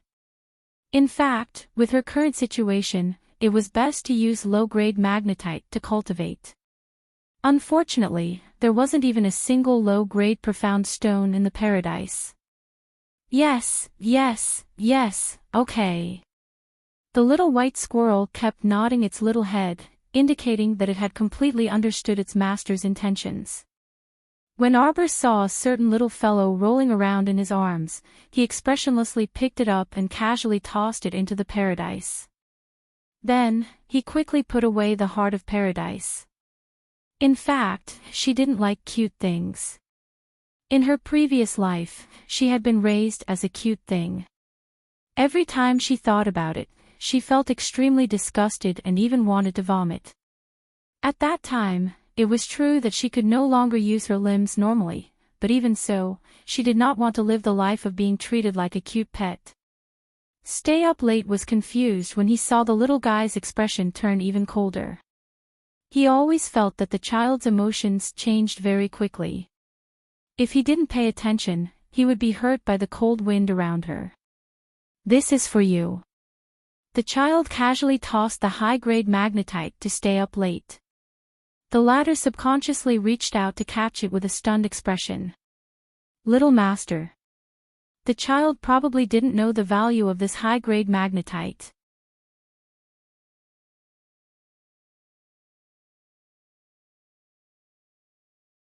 Chapter 122. Xiao Mu swept him an indifferent glance before saying with a nod, "For you to use." "How can that be?" "This is a large piece of high-grade magnetite. If you put it up for auction, it's worth more than half a city. Keep it well and use it slowly." With that, Arbor walked back to the carriage without looking back. He didn't allow Stay Up Late to argue. Regardless of whether it was when he took the money and left without a word, or when he tossed the item away and left without a word of explanation, he was just as arrogant. Stay Up Late held the scalding high-grade magnetite in a daze. He looked at the child's back with gratitude before quickly disappearing. The child's heart was actually very soft. It was just that she had built a high wall of thorns and sharp stones around her heart. She wouldn't show it easily. Xiao Mu cast a glance behind her before turning around and continuing to walk back to the carriage with a smile. Jojo's back, Xiao Zhongxing shouted. Get in the carriage. Arbor nimbly jumped into the carriage. As soon as he got in, he met old Madame Qiao's inquisitive gaze. Where's that squirrel? Old Madame Qiao asked with a dark expression. Hurry and let it save your little aunt. Arbor walked around old Madame Qiao and sat next to Xiao Yao. He didn't say anything and closed his eyes to rest. The carriage started moving again. The atmosphere in the carriage was rather stifling. Old Madame Qiao hugged the stiff and immobile Qiao Wenwan. She suppressed her anger and stole glances at Arbor, who was resting against the wall of the carriage. Ziqin, look at Wan. What should we do? That poisonous squirrel just now was clearly provoked by your family's Qiao Mu, yet it caused Wan to suffer so much. This old woman can't control this child. As her mother, why aren't you saying anything? Old Madame Qiao's heart ached for her daughter. Seeing that Arbor was ignoring her, she could only direct her anger at Wei Ziqin. Unexpectedly, Wei Ziqin turned a deaf ear to her. She kept her head down and hugged Jolin, patting her back and coaxing her to sleep. The old lady was so angry that she couldn't vent her anger. Seeing that no one in the carriage was paying attention to her, she could only shut her mouth resentfully. Until nightfall, the carriage did not encounter any more danger. They rested for the night in a grove on the way to Xiangyang town. Xiao Yao took Wei Ziqin's job of cooking noodles and drove her to the side to rest. This time, there was more time. Xiao Yao specially took 4 eggs and stir-fried them. When they were slightly shaped, she poured in the prepared tomato slices and stir-fried them together. After putting the tomato and egg into a bowl, he made another pot of noodles. After everyone's bowls were filled with noodles, a bowl of steaming hot noodles was poured over them with the tomato and egg gravy. The group of people had been watching from the side for a long time. When the noodles were in their hands, they immediately ate without saying anything. Good. The little foodie immediately gave the highest evaluation. Arbor held the bowl and said faintly, "The cooking is good." Xiao Yao's little face immediately broke into a smile. The most miserable one was Qiao Wenwan, who couldn't move her limbs. She could only sit by the side and let her mother feed her. She ate with a sullen face. After eating and drinking to their fill, when everyone was preparing to sleep for the night so that they could get up early tomorrow, Qiao Wenwan could move again. She suddenly sat up from the ground and angrily glared at Arbor. Seeing that the latter didn't respond, Qiao Wenwan got up and silently walked to the other side of the grove. Wan, where are you going so late? Old Madam was a little panicked. It's none of your business. Qiao Wenwan said angrily.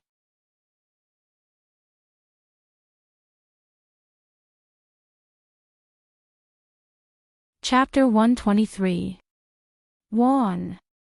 Qiao Zhongxing roared furiously. Come back here. It was the middle of the night, and this wasn't a safe place. How dare she go into the woods alone? Qiao Zhongxing was truly enraged by this brainless younger sister of his. Qiao Wenwan ignored second Uncle Qiao and scowled angrily into the depths of the woods, forgetting her mother's repeated calls for her to Wan, to the back of her mind. Qiao Hu and Arbor looked at each other in dismay. Not only was their youngest aunt so naive that it gave them a headache, but she was also so willful that no medicine could save her. Frowning, Qiao Zhongbang told the children to go to sleep and said to Qiao Zhongxing, "Second brother, you go to sleep too. I'll keep watch tonight. Eldest brother, wake me up for the rest of the night." "No need. You must be tired after such a long journey."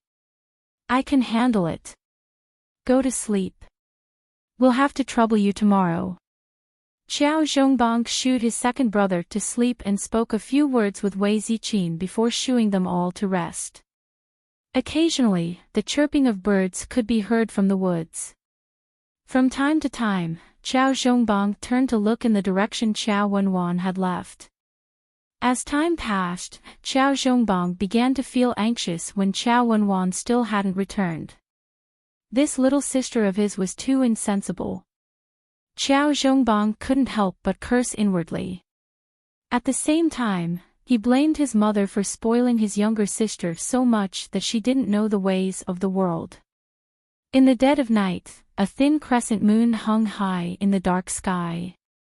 Wei Ziqin and her children were curled up on a simple mattress made of hay, fast asleep. This day and night was too torturous. Xiao Mu was still a child after all, so her body would also feel tired after a long time. Thus, she had already fallen into a deep sleep. Xiao Zhongbang sat alone in the dark. Using the little bit of moonlight, he looked at the women and children with a gentle gaze. He secretly rejoiced that the whole family was safe and well together. When Xiao Wenwan still hadn't returned in the latter half of the night, Xiao Zhongbang wondered if his unreliable younger sister had fallen asleep somewhere in the forest. When the morning light shone and the morning clouds revealed only a trace of red, a horrifying scream broke through the depths of the forest and broke the tranquility. Immediately, a flock of frightened birds rushed to the top of the forest.